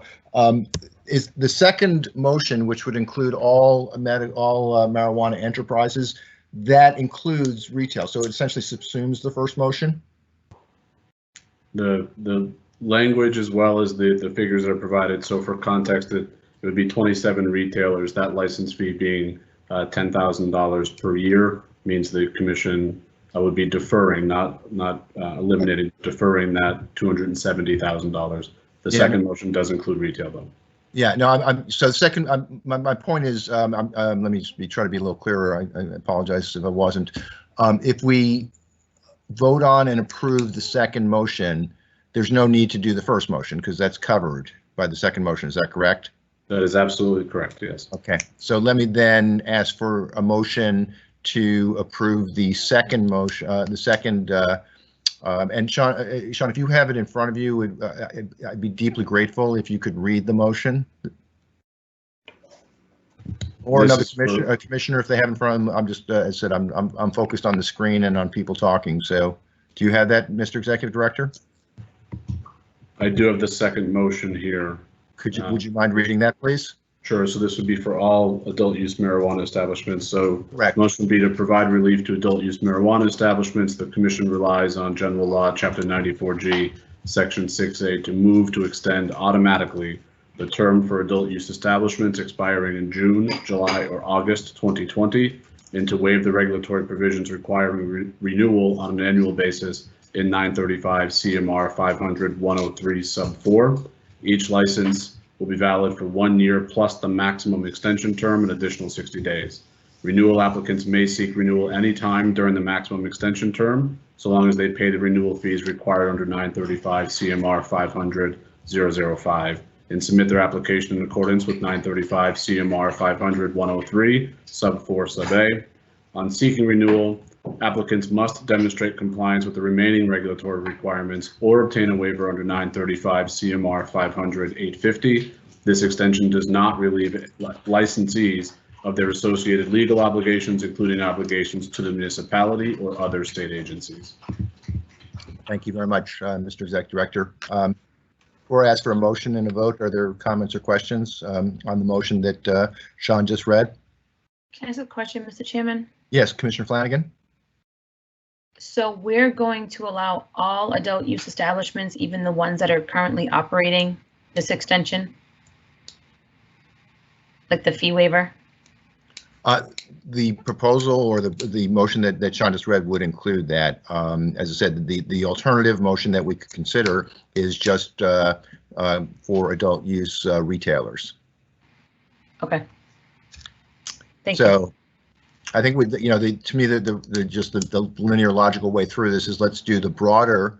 We'll discuss and vote on the broader. If it passes, there's no need to discuss the more narrow motion. If it does not pass, then I think we can discuss and vote on the more narrow motion, if that makes sense.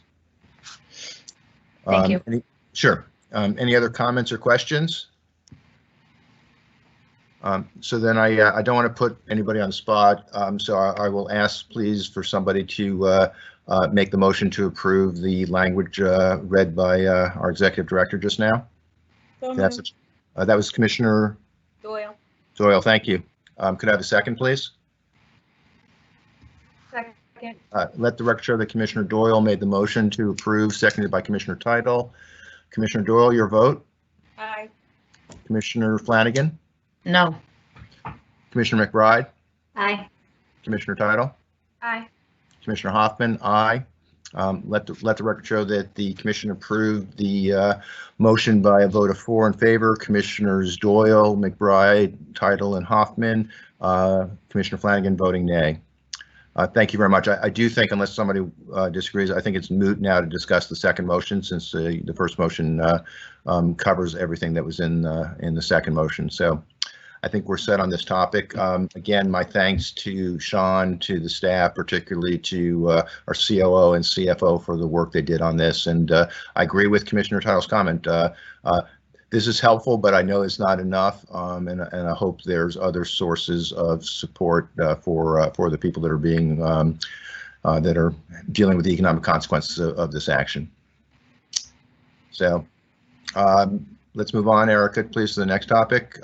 This one I'm going to ask the executive director to lead us through in terms of where we are on the delivery application process, including working on pre-certification. And again, just for context, this is the first application that pre-certification is a part of the application process. So it's not just putting up a new application for delivery, but it's also rethinking the process to include pre-certification.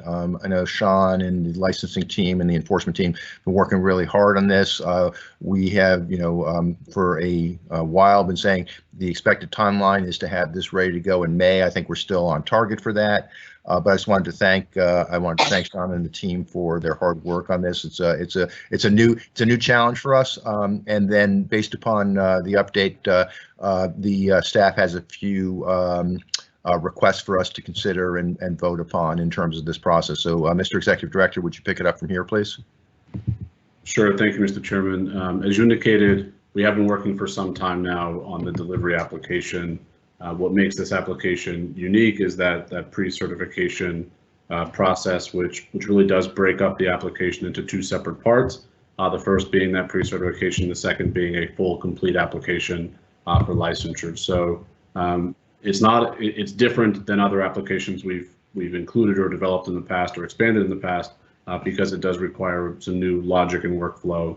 But our licensing team, our technology folks, as well as our vendor, JD Software, have been working hard to develop that logic and that workflow internally. And we do remain confident that this month is possible to roll this out. In fact, we're expecting to roll it out for May 28th. And there's a high degree of confidence that that's possible. In order to do that, though, we do want to update the commission as well as seek if you're comfortable with it, seek some approval to break up those applications or that pre-certification and seek a delegation there, but also wanted to get your comfort level, engage your comfort level with one element of pre-certification so we can put the finishing touches on the application. In brief, for an applicant to receive a delivery-only license, as I indicated, it was 2 parts, the first being pre-certification, the second being provisional license. This phase is different than our other applications. The pre-certification process will also be in our MASS CIP, the Cannabis Industry Portal. And if it's an economic empowerment applicant that is submitting, they will receive priority review. If it's a social equity participant, they will receive their expedited review. And then we'll develop a checklist for going through both. The 2 questions we really want to pose to the commission today, the first one is relative to contents of that pre-certification. So at this point, we would recommend that the suitability determination that might be made at pre-certification would be based on disclosures that are made, not a full background check. So as an applicant comes in on any application for the commission's process and for any license type, we do ask every applicant to make disclosures relative to suitability. We then double check and confirm those disclosures and reconcile based on a full background check, which is through our third-party vendor, CSI, as well as that fingerprint check, the safest check, which is managed through IDEMIA, through the Executive Office of Public Safety and Security. What we're asking here is the Commission to approve and us to accept at pre-certification just those disclosures. The rationale for that is that any applicant that wants to secure pre-certification would not have to pay for and be subjected to that background check, and therefore could secure, based on fee waivers that are already based in the regulations, secure their pre-certification at no cost. And so as a result, they wouldn't have to remit any payment or undergo any financial requirement during that process. The second question we would pose to the Commission and seek to gauge a comfort level on is delegating the approval authority for pre-certification to me as the Executive Director, and then through me to staff, like we do, for instance, for agent registrations, as well as the social equity program itself. This will allow us, I think, to manage an efficient process, knowing that these applicants are going to be either economic empowerment certified applicants or social equity participants, and therefore prioritized or expedited respectively. So this, again, will allow us to make an efficient process and not require at a monthly basis for pre-certification to go before the Commission, knowing, of course, that the subsequent provisional license application will still come before the Commission and will also still include that full-fledged background check that's been run through the third-party vendor as well as through safest fingerprinting. So those are really the two questions that we would pose to the Commission. Again, we've spent a lot of time building out the contents of the application as well as the workflow internally, and do intend and anticipate releasing this application on May 28th. But these were two outstanding questions for the Commission. Thank you very much, Mr. Executive Director. And again, my thanks to you and the team for thinking through this pretty complex issue and coming up with, I think, a very reasonable proposal. Are there questions for the Executive Director?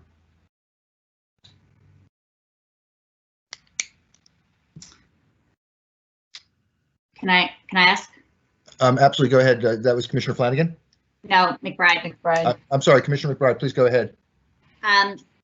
Mr. Executive Director, could you take us through the contents of what pre-certification would entail? Sure, I'd be happy to. So the pre-certification will include predominantly the business information. Who are you? Who are the individuals involved? What is the business name? The tax information. And when I say who are you, it's the required list of all disclosures and controlling parties. So really, who is the business? So really, most elements of that application of intent. We will ask for those disclosures, as I indicated, relative to background information, including affirmation that they do not have any suitability issues. Versus the full background check itself. So we wouldn't require those forms, et cetera, to be submitted at this point. We do ask for business plans and insurance plans. What are your, knowing that you tend to be a delivery only operator, what does that business plan look like? And then we also seek some level of operating procedures, knowing, of course, that some elements of those operating procedures are going to be location dependent. So we will ask for some of those SOPs, though, including security, storage, and delivery. But we also will acknowledge that some of those might have to be updated. So that's really the meat of what we'd be seeking at the pre-certification phase. In relation, what we're not asking for is the certification of a host community agreement, the community outreach information, property identification and documentation, capital resources at this point, bond or escrow information, positive impact plans and diversity plans, certificates of good standing, and their timeline. Knowing that most of those, all of those elements for that matter, are either location dependent or folks are going to use the pre-certification process to secure. And in that context, I'm thinking specifically of their capital resources. Folks hopefully will use this pre-certification and leverage it to seek that capital investment. So that's sort of a breakdown of what we'd be capturing at both phases. So how do we square if there were a delegation to you and the staff to do the pre-certification process, which I acknowledge makes sense because of the purpose of pre-certification, how do we square the collection of that information, which, as part of the application of intent, right? I mean, that's information that at the provisional licensure phase, we as the commission are usually reviewing. We'll still have the opportunity at provisional licensure to review that information and in fact to do the same thing that we do now, which is review it. If we see that there's an issue, request a condition, and go through our normal process. Is that correct? That is correct. Okay. So understanding that this maybe still needs to be worked out, but that, you know, understanding the caliber of our staff also, you've probably already thought about this. How are we preventing a lot of redundancy there for the applicants so that, you know, there isn't sort of a, you know, submission in the pre-certification phase and then they're submitting a lot of the same information in the provisional licensure phase? So one of the enhancements we made to the industry portal, the Mass CIP, I'll get my dates wrong, but within the past few months, was that auto-filling element. So a lot of this information would be submitted at pre-certification, in addition to the fact that now we require one submission versus 4 individual packets. This information will essentially carry through. We will also provide, because there's other elements that may come in, knowing that people from the business may drop in or out. We will allow things to be updated, but to avoid that duplication, things will be carried through to begin filling out elements of a complete, full provisional license application.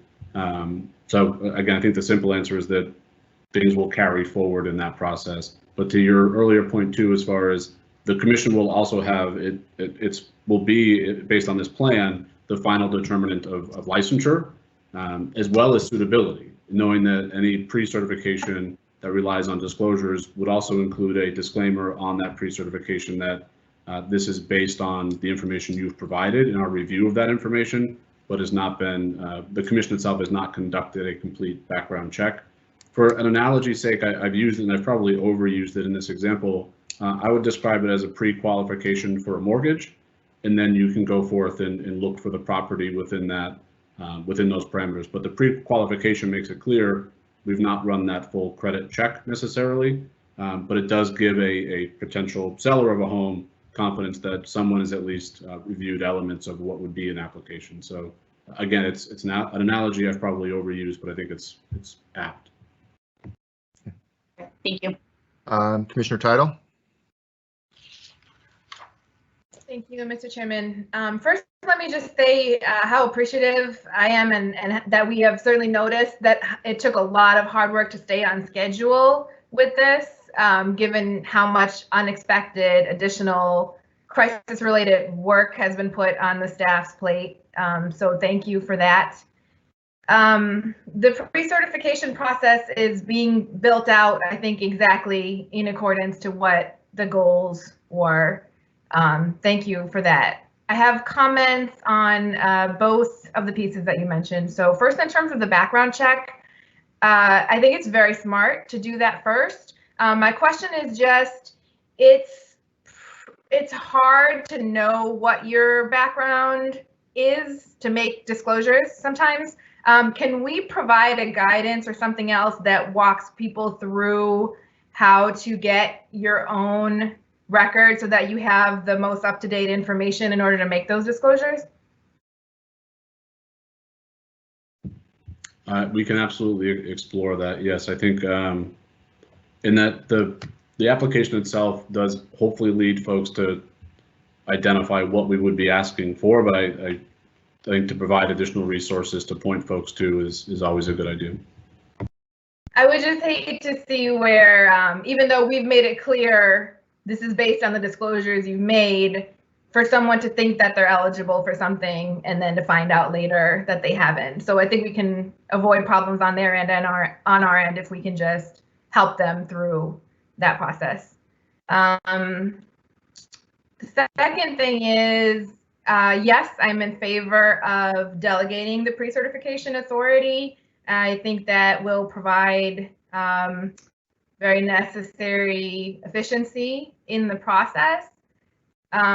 But it does, that takes away our ability to be as on top of the process and the issues that are coming up, and just seeing how it's unfolding in real time that we might have otherwise had. What I would ask for your consideration is building on a really great idea that the staff had with the cross-functional teams that we're using as we're considering regulations right now. If we could have a cross-functional team with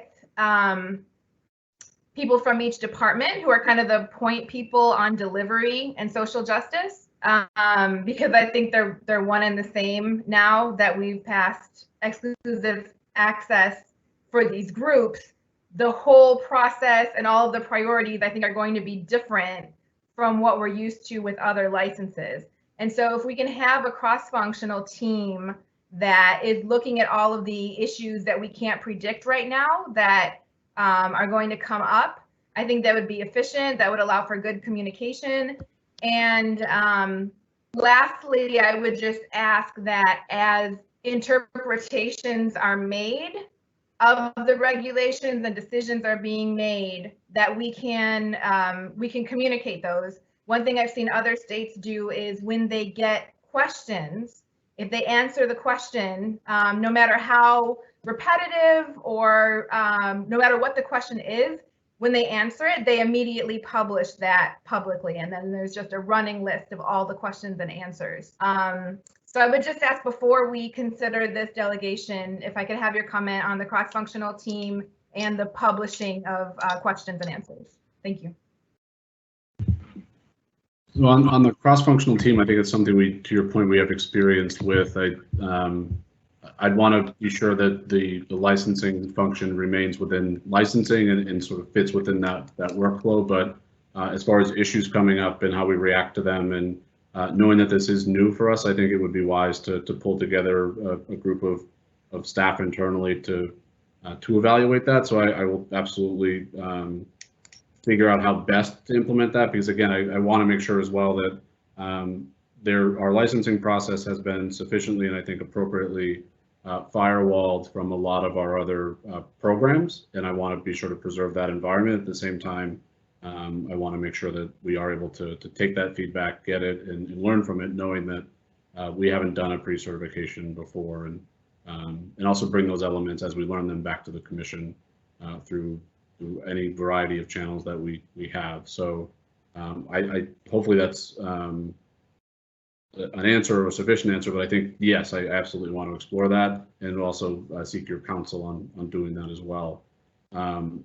As far as interpretations and bringing those back to the commission, I think that's entirely appropriate. I think also bringing those interpretations to the public is important as well, and finding the right mechanism and the timeliness of that.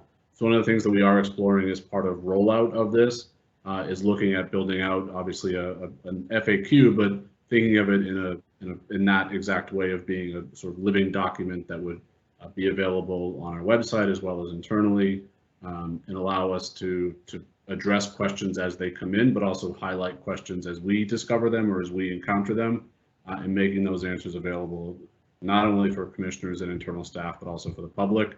There's a lot of efficiency that brings for us. One is consistency of the answer, making sure that if we get the same question on multiple occasions, we can point folks right to that previous answer.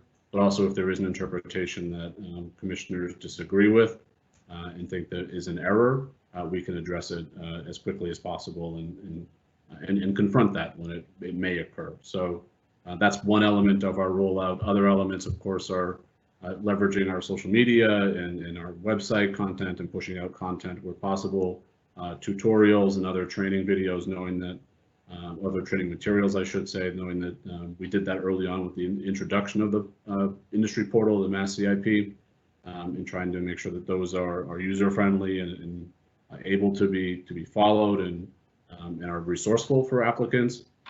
And then counting on sort of emails and other publications.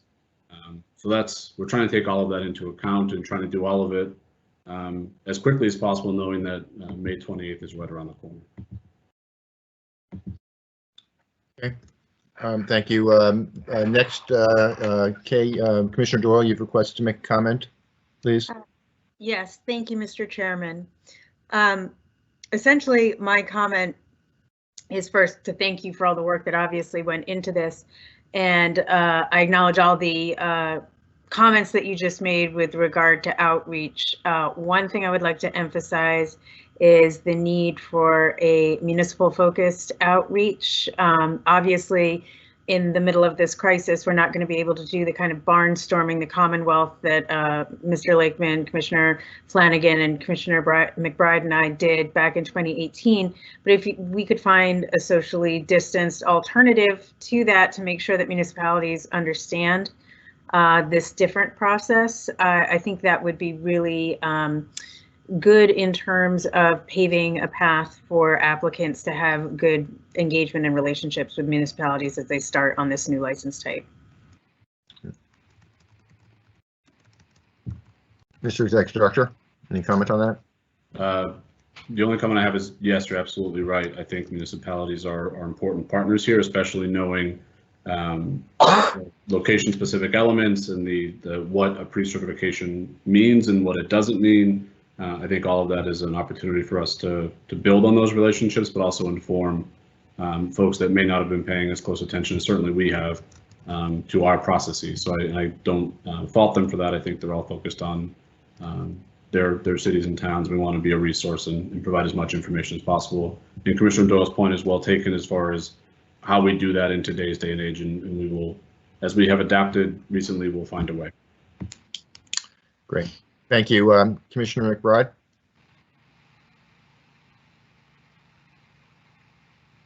I guess I wanted to understand from Commissioner Title a little bit better what the cross-functional team, I'm not understanding what the kind of how that works, or what issues they'd be addressing.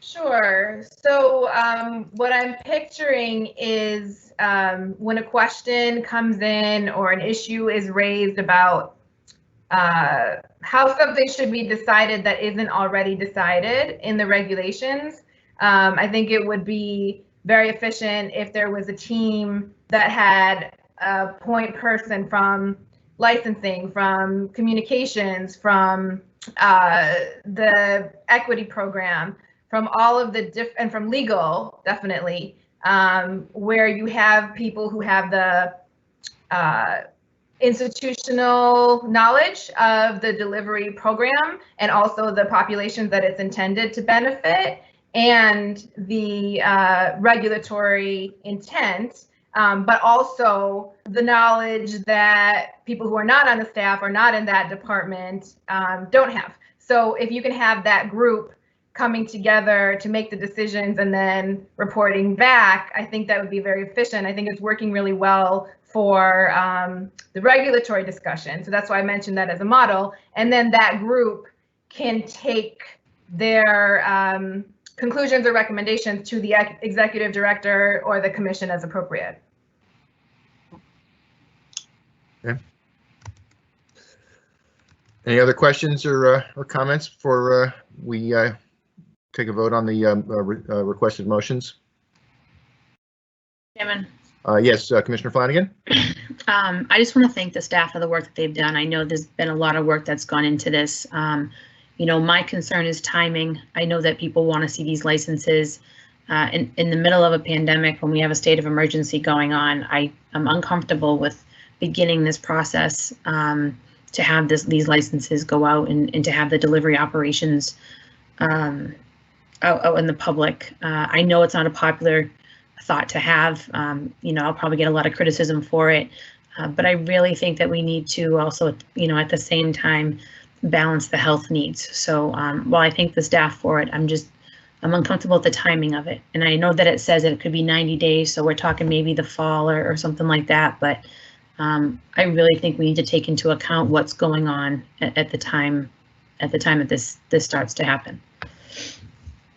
Commissioner Flanagan, thank you, and I really do. I respect you greatly for taking what you anticipate might be an unpopular position, but reflecting your concerns and your expertise. So thank you for your courage in that. Do you have a motion you'd like to make? No, not at this time. Okay. Any comments on Commissioner Flanagan's concerns? Commissioner Title, I'm sorry, I think Commissioner Title first and then Commissioner McBride, if that's okay. Commissioner Title? Sure. I think Commissioner Flanagan anticipated this, and the whole point is for us to have a diversity of opinion on this board. But I feel the exact opposite. I feel that delivery is so much, it was already crucial because of the fact that we put it off because there were concerns in the beginning back in 2017. We addressed those concerns, but we also made it exclusive, knowing that we would have licenses where the barriers were lower. But now just the entire concept of delivery is so much more relevant. And if it were up to me, we would be, well, we've already said we would do this, doing outreach to municipalities, making sure they have all of the materials that they need in order to move forward, and keeping the lines of communication open with all the other areas of government to make sure that they know we've passed delivery, we've taken into account all of the public safety and public health concerns that came up previously, that we have this equity program. Here's the purpose of why we have made a delivery program, but then also here's why delivery is so important right now. So I think it's the top priority as far as I'm concerned, other than, of course, keeping people safe. Thank you, Commissioner Tyler. Commissioner McBride? So it's actually appropriate, I guess, that I would be the third person to speak here, because I'm right in the middle of my previous two colleagues who spoke. So my initial take when we a couple of months ago, sort of went into this social distance, remote kind of concepts and put those into place was that, and I think I said this out loud to some people, I would be loath to issue a new license in this context, because it just, there was so much uncertainty, and that uncertainty still remains with some things. But I have to say that I think that the work that our staff has done in thinking through so many elements of what we have to do on a daily basis as an agency has led me to have increased confidence in the ability to address issues as they come up. And I believe that, speaking to Commissioner Flanagan's point, there are going to be issues that come up with regard to delivery. And speaking to Commissioner Title's point, we have thought through a lot of those issues, but to be very clear, there are issues that we have not foreseen that we will be forced to address, that are going to come up, and that we are going to need to figure out how to respond to those issues. All of that being said, I think that where we are right now and the thoughtfulness that has gone into this stepped approach, and it was, the thoughtfulness that we adopted as part of our regulations that now has been, begun implementation at the staff level, that gives me renewed confidence that as we break off pieces of this, we can move forward. And so if we, pre-certification being kind of the first example of that, I am comfortable moving forward with pre-certification, understanding that we do need to do municipal outreach. We do need to do outreach generally to the public and make sure that we are being very clear and answering all of the questions that members of the public, that municipal officials, that potential applicants, future applicants have. So I appreciate both of my colleagues' points on this, and I think that we don't have all of the answers, but I do believe that at least as we sort of march forward on this, I think that we have the raw material to be able to provide those answers. And also, I sort of go back to kind of some of the basics of, why I think we're at a point right now where we have allowed for there to be these types of licenses issued, and it is, it's this. We're in the middle right now of uncharted territory, but we know or suspect, right, that just because other people are staying at home, it doesn't mean that the illicit market is staying at home. That is still, it still exists, it's still there, it is still available, and starting to chip away at that is extremely important, I think. And I think that this provides us with, a tool to start to get there, and it's important to do so.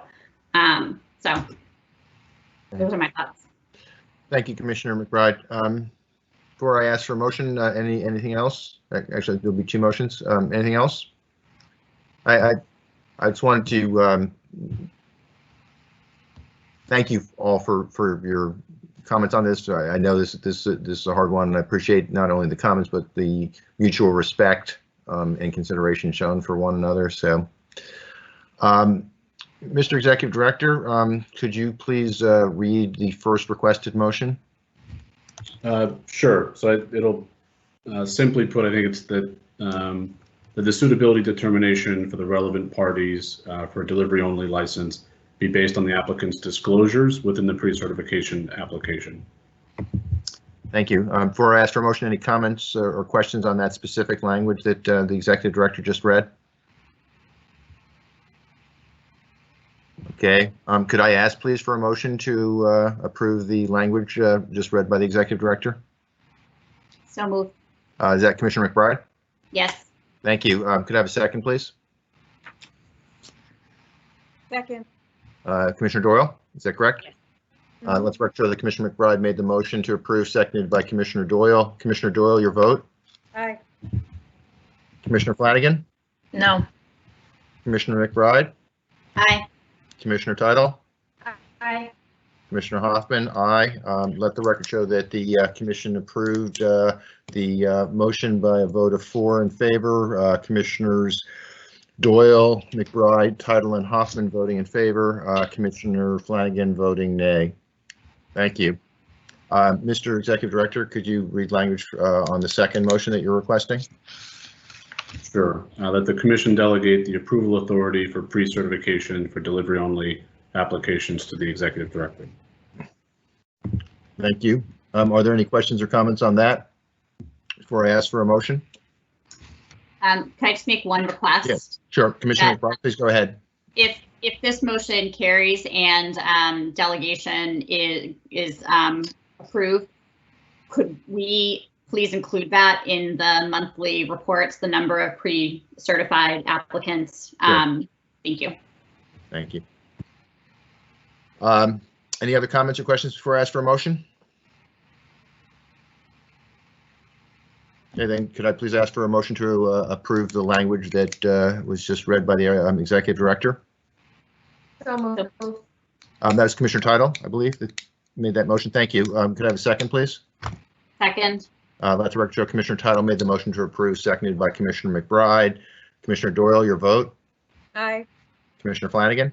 Aye. Commissioner McBride? Aye. Commissioner Title? Aye.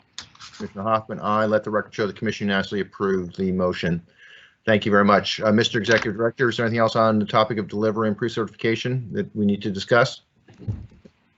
No, not at this time. Again, I think to reiterate, we are well on track. This is the final piece that was missing to release this application through the cannabis industry portal by May 28th. So that is still our plan and expectation, and this was an important element to allow us to achieve that. So thank you. Thank you very much. And again, my thanks and our thanks to all the staff that worked on this and are continuing to get us down this path. So thank you very much. Okay, Erica, next slide, please.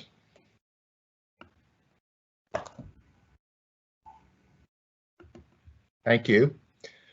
So the last topic for commission discussion and potentially vote is the issue of minimum equity threshold for economic empowerment. I think that the conversation we just had on the topic of delivery actually is a pretty good introduction here. This is an issue of staff interpretation of a regulation in terms of what level of equity an economic empowerment applicant had to maintain to retain their status. And the question was asked multiple times, and the staff responded after multiple requests by putting out a communication to economic empowerment and social equity applicants about their interpretation.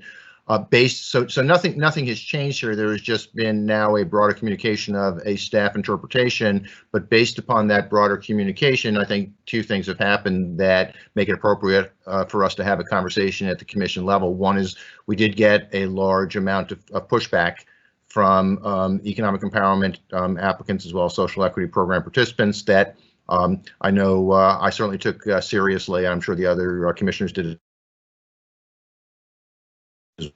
There's concern, at least among some commissioners, that the staff interpretation is different than the commissioner's own interpretation of this regulation, and it's appropriate to therefore bring it to the commission, have a discussion, and give appropriate guidance to the staff as necessary. So that's the topic here. I'm open in terms of who would like to kick it off, but I do think it's appropriate and necessary for us to have a conversation on this topic. But I do want to underscore once again, this was not a change. This was just a communication of an interpretation that's been in place for a while, but that communication has caused feedback to the commission and caused me and I think the other commissioners say, let's have a discussion about this. So I'd like to use that as an introduction to kick it off and welcome an opening comment from any of the commissioners. Who would like to go first? So I actually think that Commissioner Title, Commissioner McBride, you have the floor. Sorry. So I actually think that there's that's accurate, but I think we actually need to go back a little bit and kind of figure out how we got to where we are. So in kind of looking through this and trying to figure out what in my mind was the right interpretation here, where I landed was that there really isn't, it really isn't sort of a matter of interpretation. We have a regulation that, in the definition of economic empowerment priority applicant states, it means an applicant who demonstrated and continues to demonstrate 3 or more of the following criteria. So I sort of took that and was like, there was confusion on my part about how is this even sort of a matter of interpretation. So then I actually went back further to our previous version of our regulations, the first regulations that we adopted. And if you look back at those regulations, our definition for economic empowerment priority applicant is actually very, very different than the definition that's in our regulations today. And in fact, the component of our regulations that talk about the economic empowerment criteria does not have a requirement, or did not have a requirement then, that it be a continuing demonstration. So that actually resolved, I think, some of my confusion about how did we even kind of get here today. Thank you for your detective work, by the way. So, but I think it helps me as well. Thank you. Yeah, so I think it's important though to raise this, because I think that it sort of identifies a couple of different issues, and it actually reflects on what Commissioner Title brought up about sort of interpretations, and it also, I think, kind of also raises issues of when we change policy, how is that getting infiltrated throughout our entire structure, and how is it getting conveyed out to the public, and how efficiently and completely are we doing that? So I think that this has been sort of a it's been sort of like a growing pain moment, right? Where being getting the emails that I've gotten over the last couple of weeks has, it raised a lot of concern in my mind.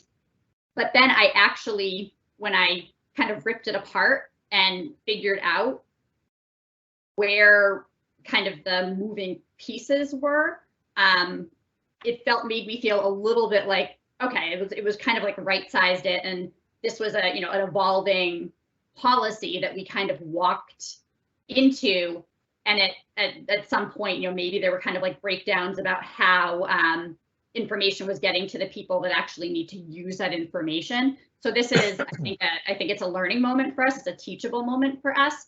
But I think that it also really talks about we are a regulatory agency, and it's not incumbent upon, it's not one person kind of giving their perspective on something and then another person giving their perspective on something. And we have to speak with one voice, and the way that we are defining who makes those choices and what that voice is, and then how it's conveyed out to the public is extraordinarily important. In a lot of ways, I mean, that's the ball game. We are 5 commissioners, as well as a very competent and large, staff that every day is coming into work, and we need to make sure that we're not sort of spitballing, right? That when we are dealing with questions, that we are really kind of pulling them apart and thinking them through and coming up with the answer. And it is the answer that is the answer of the commission, all of us, not the answer of Commissioner McBride or the person who answered the phone on Thursday, or Commissioner Flanagan. It's got to be complete and comprehensive and thoughtful. So I kind of feed that out into the discussion, because I do think it's really important to understand the history and not just kind of take this as, well, what I was doing, which was, where did this come from? I can read these words and I see that this is what the regulation says, and I needed to kind of step back and be like, okay, but wait a minute, there had to be something that happened before that, because I know us, I know how we draft regulations, I know the competency of the people who come around these regulations to get them into place. And it just made me scratch my head and go, there had to be something that happened at some point along the way, because it just it wasn't matching up for me. So. Okay. Thank you, Commissioner McBride. Commissioner Doyle?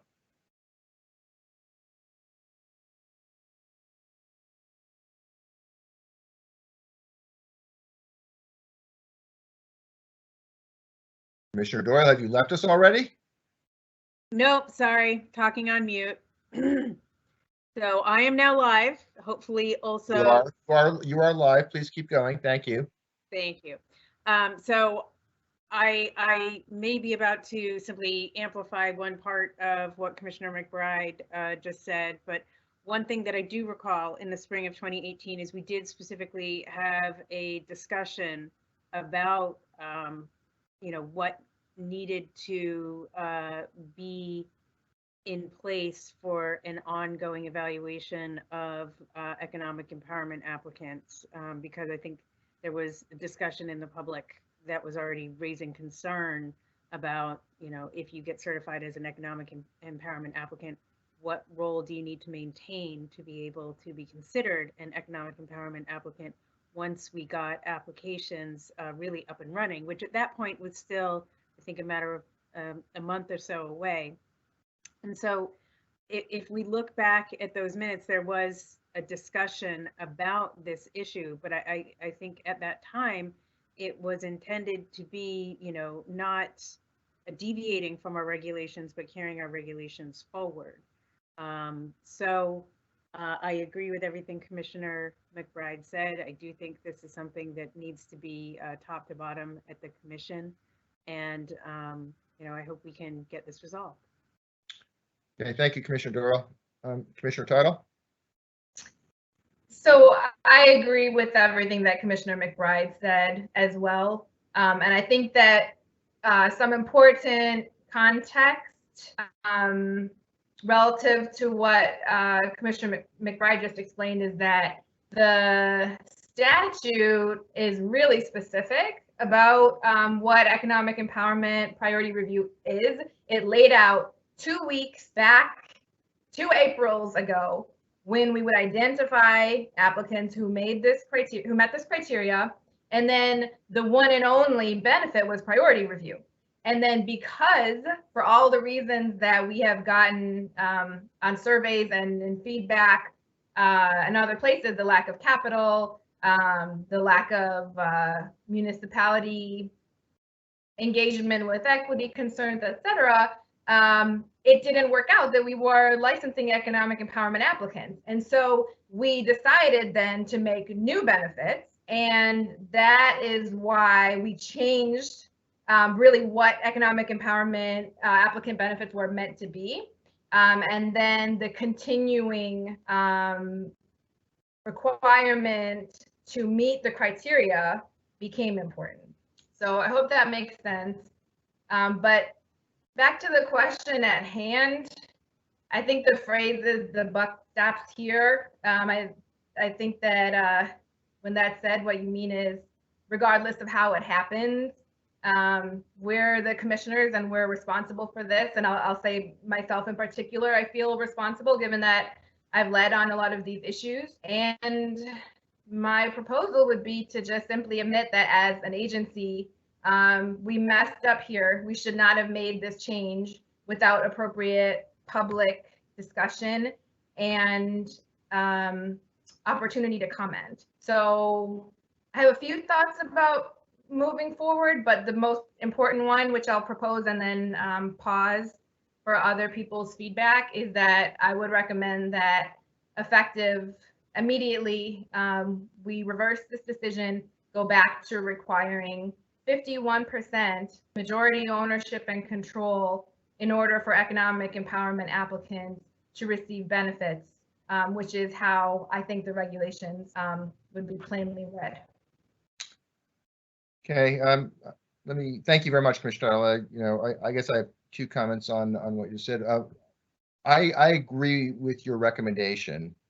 However, I also believe this is something that really needs to be thought through going forward as part of our current regulatory round, because I can make a strong argument, as you know, I've made to you, whether you agree with it or not is your prerogative, but I can make a strong argument that it is beneficial to economic empowerment applicants to give them flexibility on capital structure, that it might make it easier for them to raise financing.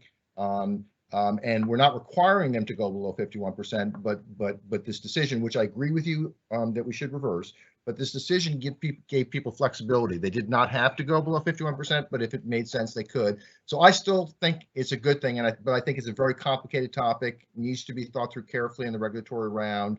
And I agree and support with your recommendation for an immediate decision to reverse. So that being said, I thank you, Sean, and the staff for the information you passed our way a couple of days ago. We do have a decision to be made that if we go the route that you suggested, Commissioner Title, we have a decision to make about grandfathering. There are 3 entities, economic empowerment entities, that are below the 51% threshold. I believe that they're the remainder of the economic empowerment entities that have licenses, that have received licenses from us, are at or above the 51% threshold, but there are 3 current licensees that are below. And I think it's really important, if we go the route that you're suggesting, Commissioner Title, that we also discuss what we do in terms of grandfathering or not those 3 entities.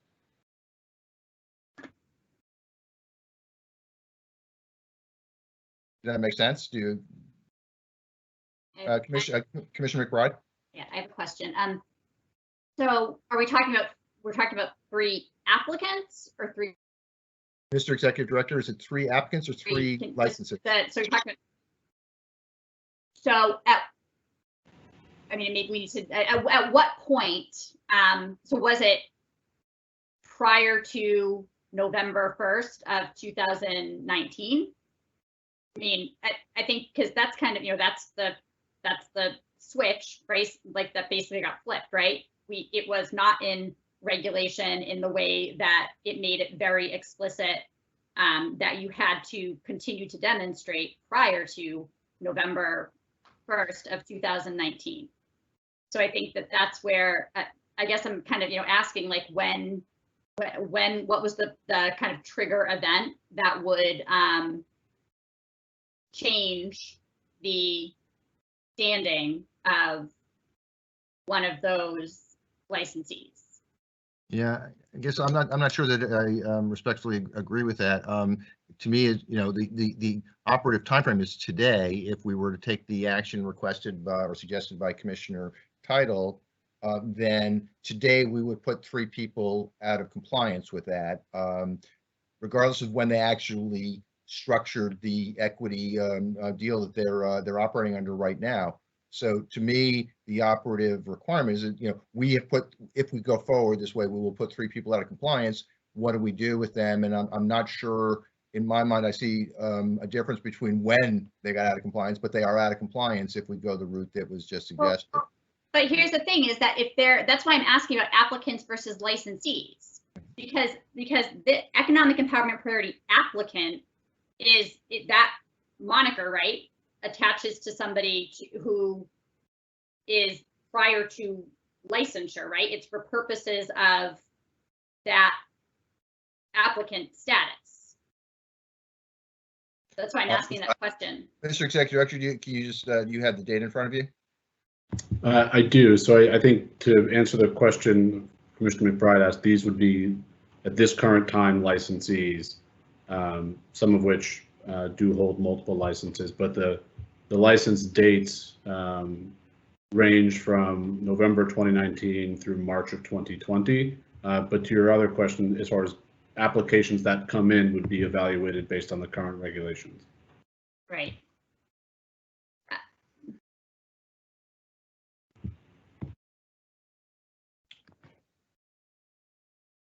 I mean, I guess I'm not disagreeing with you, Mr. Chairman, about the grandfathering of those licensees. I mean, that is a benefit that has already been given, right? I mean, Right, there's an interest there that's already been given. So I think that's fine to grandfather. But just to be clear, is that the extent of where we would be potentially, I guess, kind of shifting our perspective on this or affecting a change? Is it limited to those 3? I'm not sure I'm following the question. Could you try that again, please? Well, I mean, I think because of we have like this moment in time, right, where you had 2 weeks, you applied to be an economic empowerment priority applicant. Right. Your certification attached at that point in time. If you are, is there anyone else who could potentially be negatively affected by us going to the interpretation or the plain reading of the definition? Would you be referring to like someone that is in the application queue that Right. has fallen below? I think that's a good question. I don't know that we know the answer. Sean, would we know the answer to that off the top of our head? We'd have to do some research, I would suspect. We'd probably have to do some research, although I would say at this point, any entity that would be under review would have priority would be reviewed immediately now because of their priority review status. So I think we would have to do some research, but to my knowledge and as a best guess possibility, I'm not aware of anyone that this would impact immediately. That said, I think what I'd also like the commission to clear up is we have this current notice that went to all economic empowerment applicants that does state 10%. If the commission does, based on the plain reading of that regulation, we would still need to update that notice to all any and all economic empowerment applicants, knowing that they may be preparing an application as well. Yep. And may, as a result of that notice that went out, rely on it, and I think it needs to get updated and remedied. Agreed. Commissioner Doyle, I think you're next in the queue. Yes, and this is an awkward question to ask in a public meeting, but I'm wondering if there's been any analysis done on the issue of changing the regulations that has a potential impact on existing contracts, because I know that is an issue that popped up when I was preparing the host community agreement report. And I just want to make sure that someone in legal has actually done that work, because I think that's an important consideration as we go forward in any decision on this. Mr. Executive Director, I mean, I guess to Commissioner Doyle, to me, that's about the point about grandfathering, so that we wouldn't get in the way of existing contracts. But to your specific question about has legal done any analysis of this, Mr. Executive Director, do you have any comment on that? That specific analysis has not occurred, no. So, but would grandfathering address your concern, Commissioner Doyle, or is it greater than that? No, in a way it will. The problem that I see as we're discussing it is we need to know what the parameters of the grandfathering should be. Right. So as to be able to address those that are affected, because just because you even haven't submitted your application yet doesn't necessarily mean you don't have an existing contract. Yep. And there may be a different level of protection afforded when you're an applicant as to rather than when you're a licensee. But I think that that review and that evaluation needs to be done so that the commission can make an informed decision. I agree. I think that's a good point. Thank you.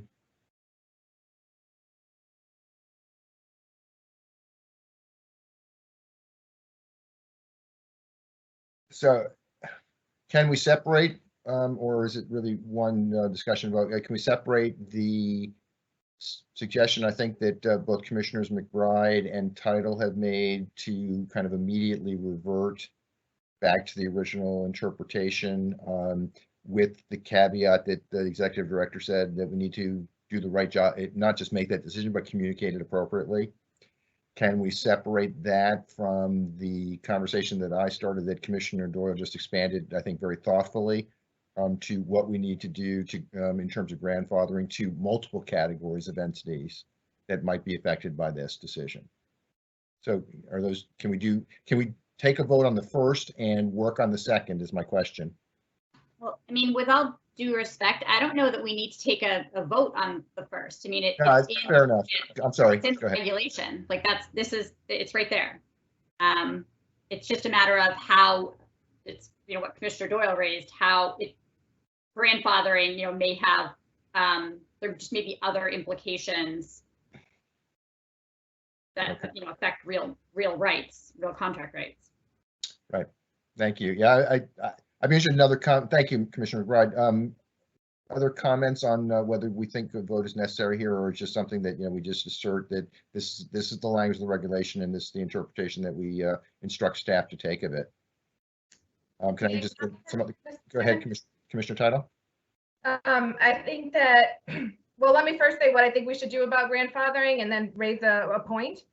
So there are 3 entities with 8 licenses that have received the benefit of priority review, when perhaps they should not have, but it's through no fault of theirs, and we certainly can't take away that benefit now.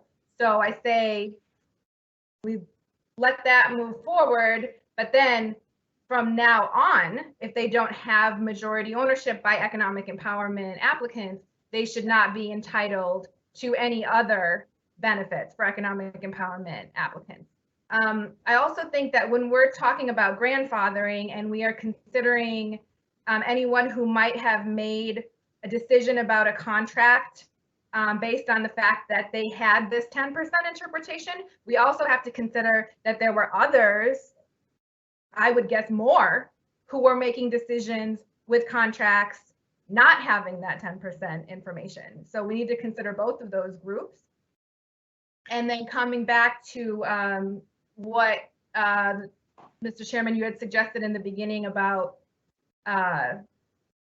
considering this issue separately after we reverse the decision, my suggestion would be that we reverse the decision now. We decide about grandfathering before we take a vote. I don't think that we should separate it into 2 votes. I think we need to figure out what we're going to do about grandfathering and then decide. And then as our first decision in the regulatory process, which I believe would be our next meeting, that we come back to this, because people need to have a sense of where the commission is.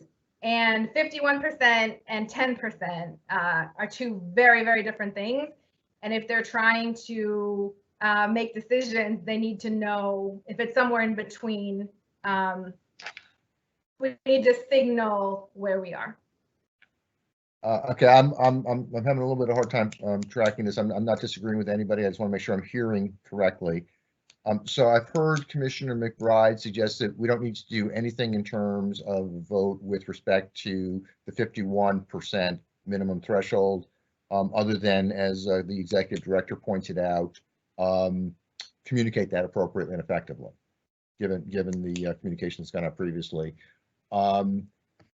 With respect to grandfathering, I believe that Commissioner Doyle has, I at least agree with her that it's a complicated matter, and certainly I actually agree with what you suggested for the current licensees, Commissioner Title, but I think it's way more complicated to go back and look at the other categories of people potentially affected that Commissioner Doyle raised, and I think we should get on that immediately.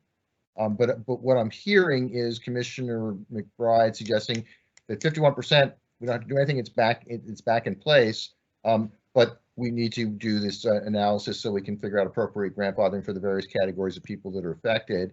And then I'm hearing on top of that, so I've got those two things that I'm hearing, and then I'm hearing, I think, that you believe we should have a special regulatory round and decide by next month if we're going to change this, which I think is quite, I just want to understand if I'm hearing you correctly.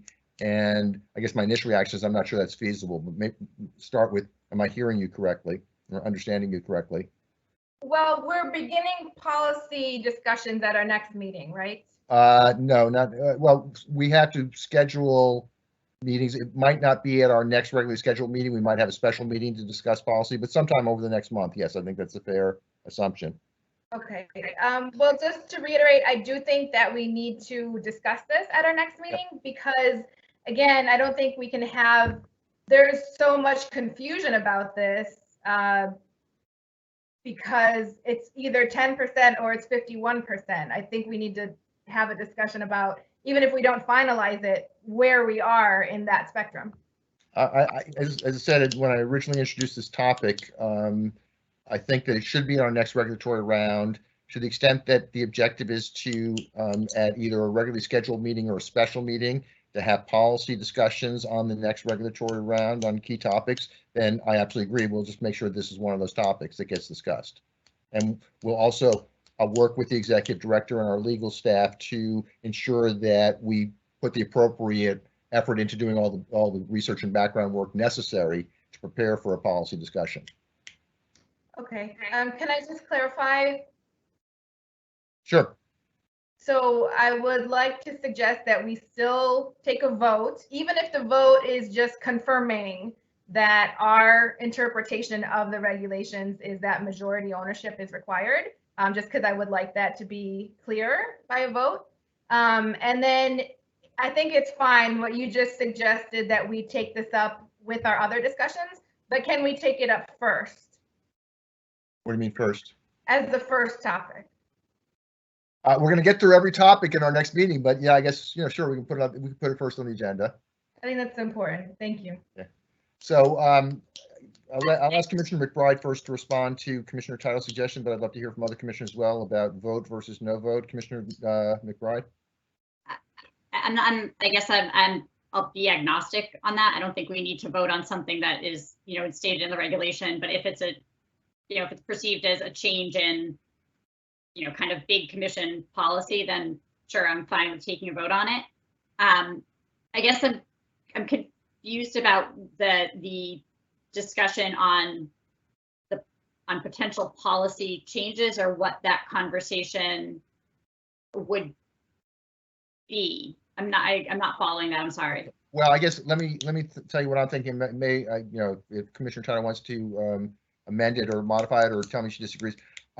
My thought is that, because just as a response to this situation and the confusion, You know, I feel this is an important topic for us to consider deeply, whether it should stay at 51% or not, and if not, at what level it should be. I think that's just a really important and quite honestly complicated topic. I thought that it made sense to take advantage of the fact that we are in the middle of a regulatory process to just make that a topic, like the other ones that we're working on right now, make it a topic for our current regulatory round, and work it the same way we're working other topics, you know, assign it to one of the writing teams or one of the teams, have them do the research, and then bring it up as a policy discussion, as we will have for multiple other regulatory topics at a meeting to be scheduled later this month or in early June. Okay. So that's my proposal. Is that Commissioner Title, or is that consistent with your thoughts? Yeah. So does that make sense, Commissioner? Yeah, that helps. Thank you. Vote or no vote? So I actually agree with Commissioner McBride. I don't think that a vote is necessary. Okay. But even though it's not necessary, there has clearly been a lot of confusion here. So I would like to move Wait. that. Go ahead, Commissioner. Sure. Oh, sorry. Go ahead. I figure we can have a better discussion if it's clear what my motion is. The motion is just confirming that our regulatory intent is for benefits related to economic empowerment status to be for entities that are majority owned and controlled by economic empowerment applicants. Thank you, Commissioner Title. Before I ask for a second on that motion, Commissioner Doyle or Commissioner Flanagan, would you like to weigh in or make any comments? I don't really see the need for a vote. I mean, I think if we work through this like a regulatory issue, like we're working through everything else, then that's a process to take and that's fine, but whatever people want to do. Commissioner Doyle, any thoughts? I think the regulations are what they are. If we're taking a vote to reaffirm our existing regulations, my only concern would be is that where we've apparently had a conflicting interpretation, whether or not people are going to interpret this vote as being more meaningful than simply reaffirming our existing regulations and constituting some sort of change. Okay, thank you. So, Commissioner, would you like to make your motion, or keep the motion in place, and then I will ask for a second and a vote?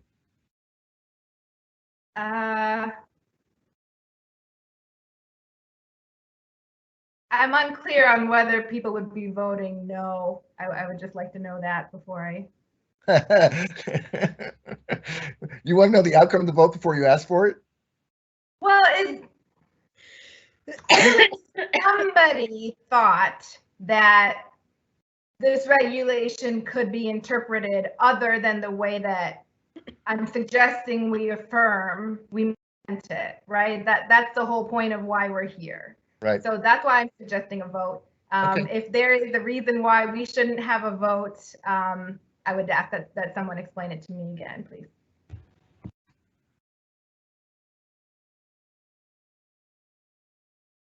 I'll take a stab at it, Mr. Chairman, if you. Go ahead, Commissioner Doyle. Okay. The only reason that I would be concerned about taking a vote is, as we have sometimes seen, people misinterpret what is happening at a meeting and will occasionally comment on it on social media, at which point it catches fire and spreads like crazy. I think where we have a discussion and an agreement to work on something and make it more clear, it's harder to misinterpret that in a communication where we take a vote that is something that is different than what may have been communicated in the past. It feels like a change and gets reported as a change. And then the people who are worried that they may be affected by that change, understandably, get even more anxious and more worried. So it's not necessarily a legal reason so much as a perception reason, that I am concerned that if we take a vote right now without people understanding fully what we're doing and having some questions that remain unresolved, that we could cause some confusion. That would be just my basis for thinking maybe we should abstain, not usually using it in the normal sense of the word, but abstain from taking a voting action right now that might cause confusion, but instead agree that we're all going to work forward to either clarifying through regulatory means, clarifying through communication, getting clarity on the legal issues, and going forward that way, which is a very long-winded way of saying perhaps this would be better just to keep it a discussion level rather than mislead people into thinking something momentous happened. Mr. Chairman, Yes. I just like the way Go that Commissioner Doyle said "we." So my question is, are you staying? Wait, say wait. Well, she's got a little more time this afternoon. Commissioner Title? Well, so my ultimate goal, whether we take a vote or not, is just to make sure that this meeting doesn't end without having a clear resolution of where we are now. Yep. So let me ask the executive director a question, if I may. Sure, go ahead. Thank you. Mr. Executive Director, are you comfortable at this point reversing the decision, because it was not a commission level decision? Are you comfortable reversing this interpretation of a 10% minimum ownership threshold for economic empowerment?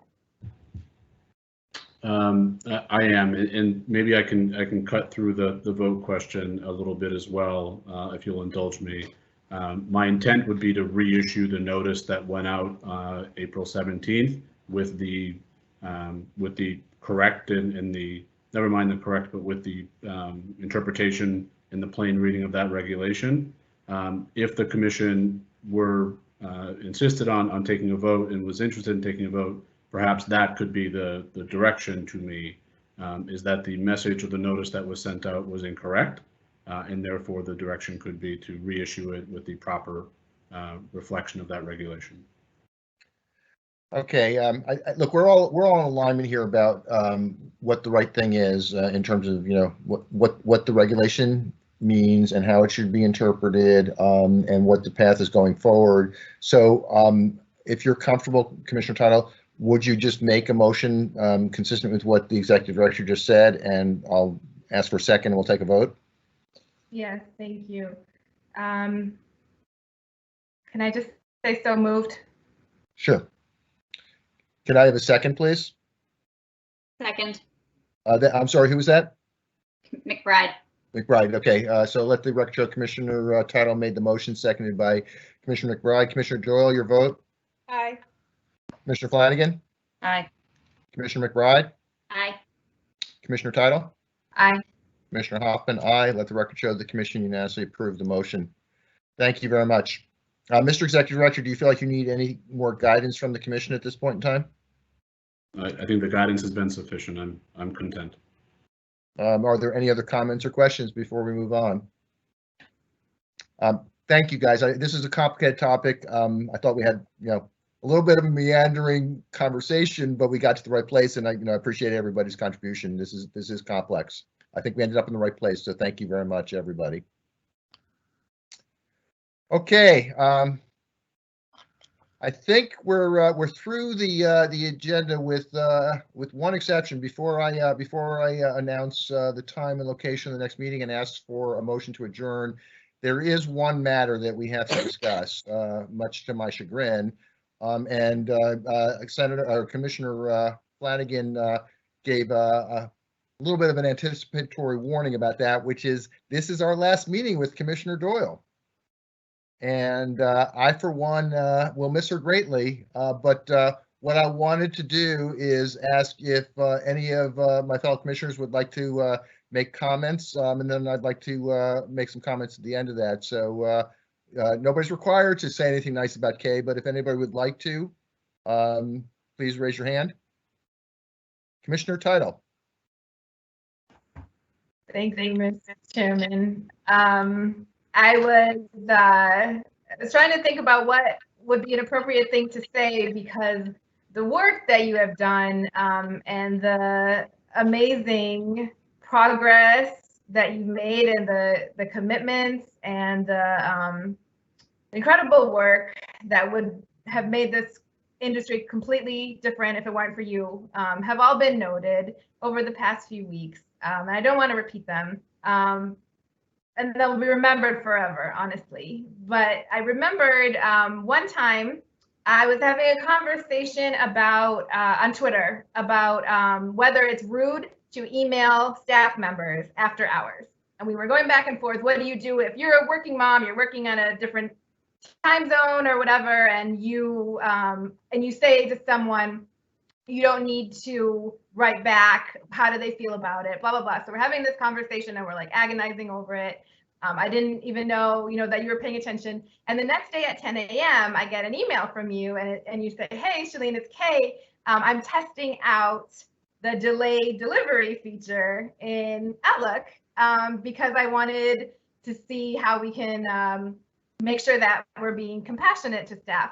And I just thought that was such a good demonstration of who you are, because you have this low-key compassion and just ability to solve problems so beautifully, so directly, and not even need to take credit for it. And that's how you've been this whole past 3 years. And I also want to mention it because there's been a lot of talk and jokes about you not being good at tech. And I wanted to clear that up and say you're actually very good at tech, in fact, just like you're good at everything. And it's been such a pleasure working with you, and we're really going to miss you. Best of luck. Allow me to report. No, I'm kidding. Anybody, other commissioners? Mr. Chairman? Yes, Commissioner Flanagan. I just want to say congratulations, and that I don't think there will ever be another Kay Doyle Roadshow like the Kay Doyle Roadshow I got put on a couple of years ago. Weirdly enough, we have almost matching cars now, which is kind of odd. I think we spent too much time on the road. But the things that I learned from you, really, your dedication to people, what you did at DPH, and then coming over here and really just making sure that we were getting it right. I can't thank you enough. I realized that when we all met in Ashburton on the 3rd floor back in 2017, and we were told we had the open meeting law to adhere to, that did not include conversations about children. And so hopefully Shannon's career, I'll be able to follow far beyond today. And it's been great, and it's been fun, and good luck with the telecommuting. Hopefully you have a staff of an IT person at least with you, but we'll miss you, and thanks for everything. Any other commissioners, or actually, Mr. Executive Director, you're obviously welcome if you'd like to say something. I'd like to say something. Commissioner McBride, go ahead. So Kay Doyle, you are going to love her, was the first thing that I ever heard about Kay. And truer words have not been spoken. Well, I came to the commission not knowing you. It really did not take long to understand that your diligence would set the standard for our work product, that your truly British stiff upper lip would set the attitude of what was expected, and that your sense of humor would keep all of us grounded. And so whether it was during fervent regulation drafting sessions at the Social Law Library in the fall of 2017, or sitting back to back with you in our cubicles in Boston, or more recently sitting side by side with you in the office in Worcester, you have been a steadfast colleague, work day in and day out for longer than this commission has existed, has shaped legalized cannabis in the Commonwealth. But it was pretty early on our ferry ride back from the Martha's Vineyard listening session in October of 2017 that I realized that you were going to end up being a good friend. And I'm really glad that I was right about that. I'm thankful that I've been in the trenches with you for all the work that we've done over the past 3 years. I know that I am better off for it, but more importantly, so too is the Commonwealth for the work that you have done. And so you are going to be missed. I hope you are not a stranger, and I wish you good luck and Godspeed. Thank you. Anybody else?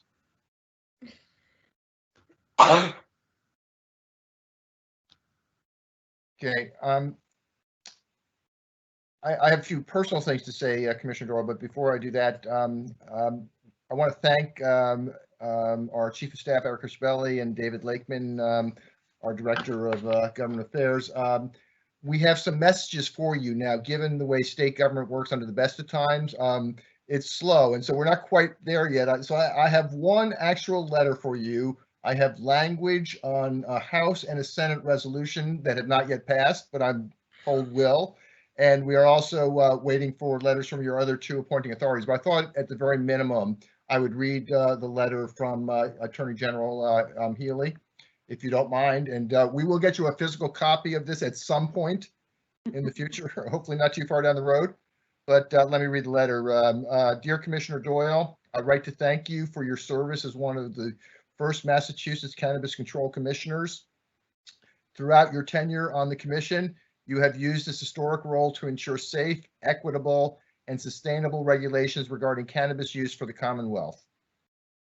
Your hard work and dedication were evident as you helped lead efforts to create a transparent and fair process to comprehensively and safely regulate adult use cannabis on an expedited time frame.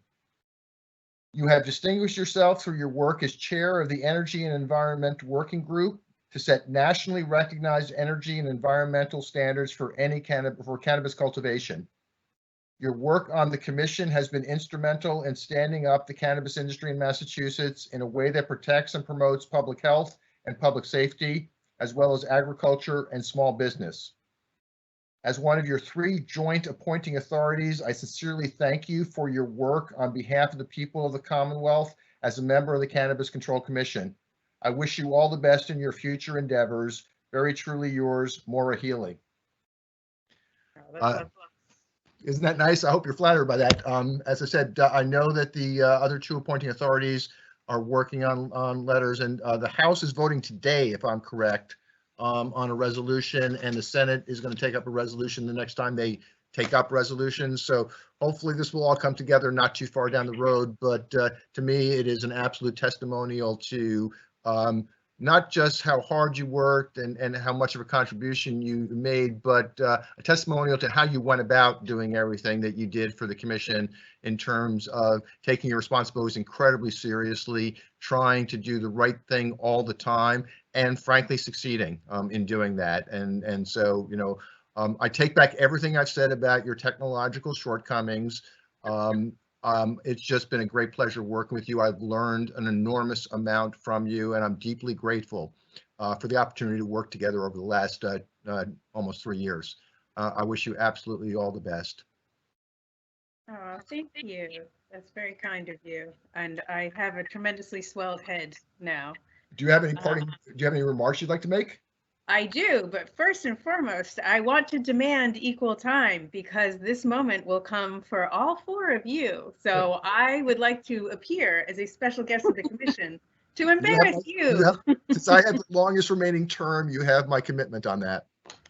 Hooray! So a few quick, I swear quick, remarks. First, it's been an honor and a privilege to serve the Commonwealth with you all as one of the first commissioners.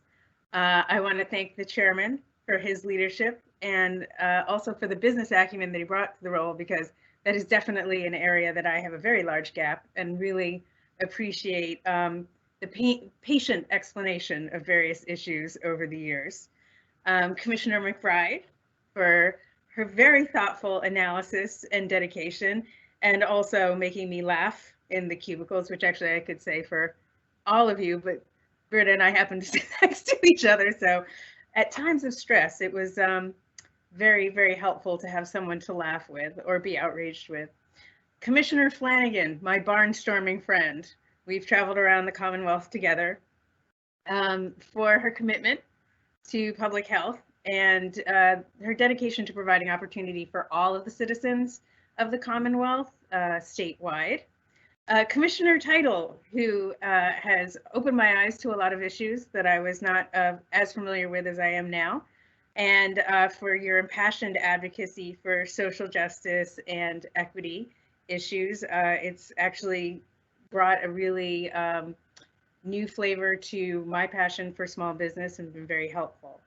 And we are also fortunate, you know, as we all sit here with the commissioner, you know, working on safe and sensible regulations. If we know nothing else from today, it's also equally important for our team to implement the regulations and do that successfully. And we're so lucky to have, you know, Executive Director Sean Collins, Erica Schiavelli, Alyssa Stack, and many, many others. We'll be here all day if I name them all, but to help us implement the statute, the regulations, and the policies that we've put in place and adopted over the years. So I'm incredibly grateful for them. And I also want to just say to those of you watching who are public or private stakeholders, how important you are and how much we appreciate you being in contact with us. Your input is so important. Please don't feel shy about reaching out to the commissioners. They really do take seriously what you tell them. And I know this is an incredibly stressful time for the community and the industry. And I just hope that people will hang in there.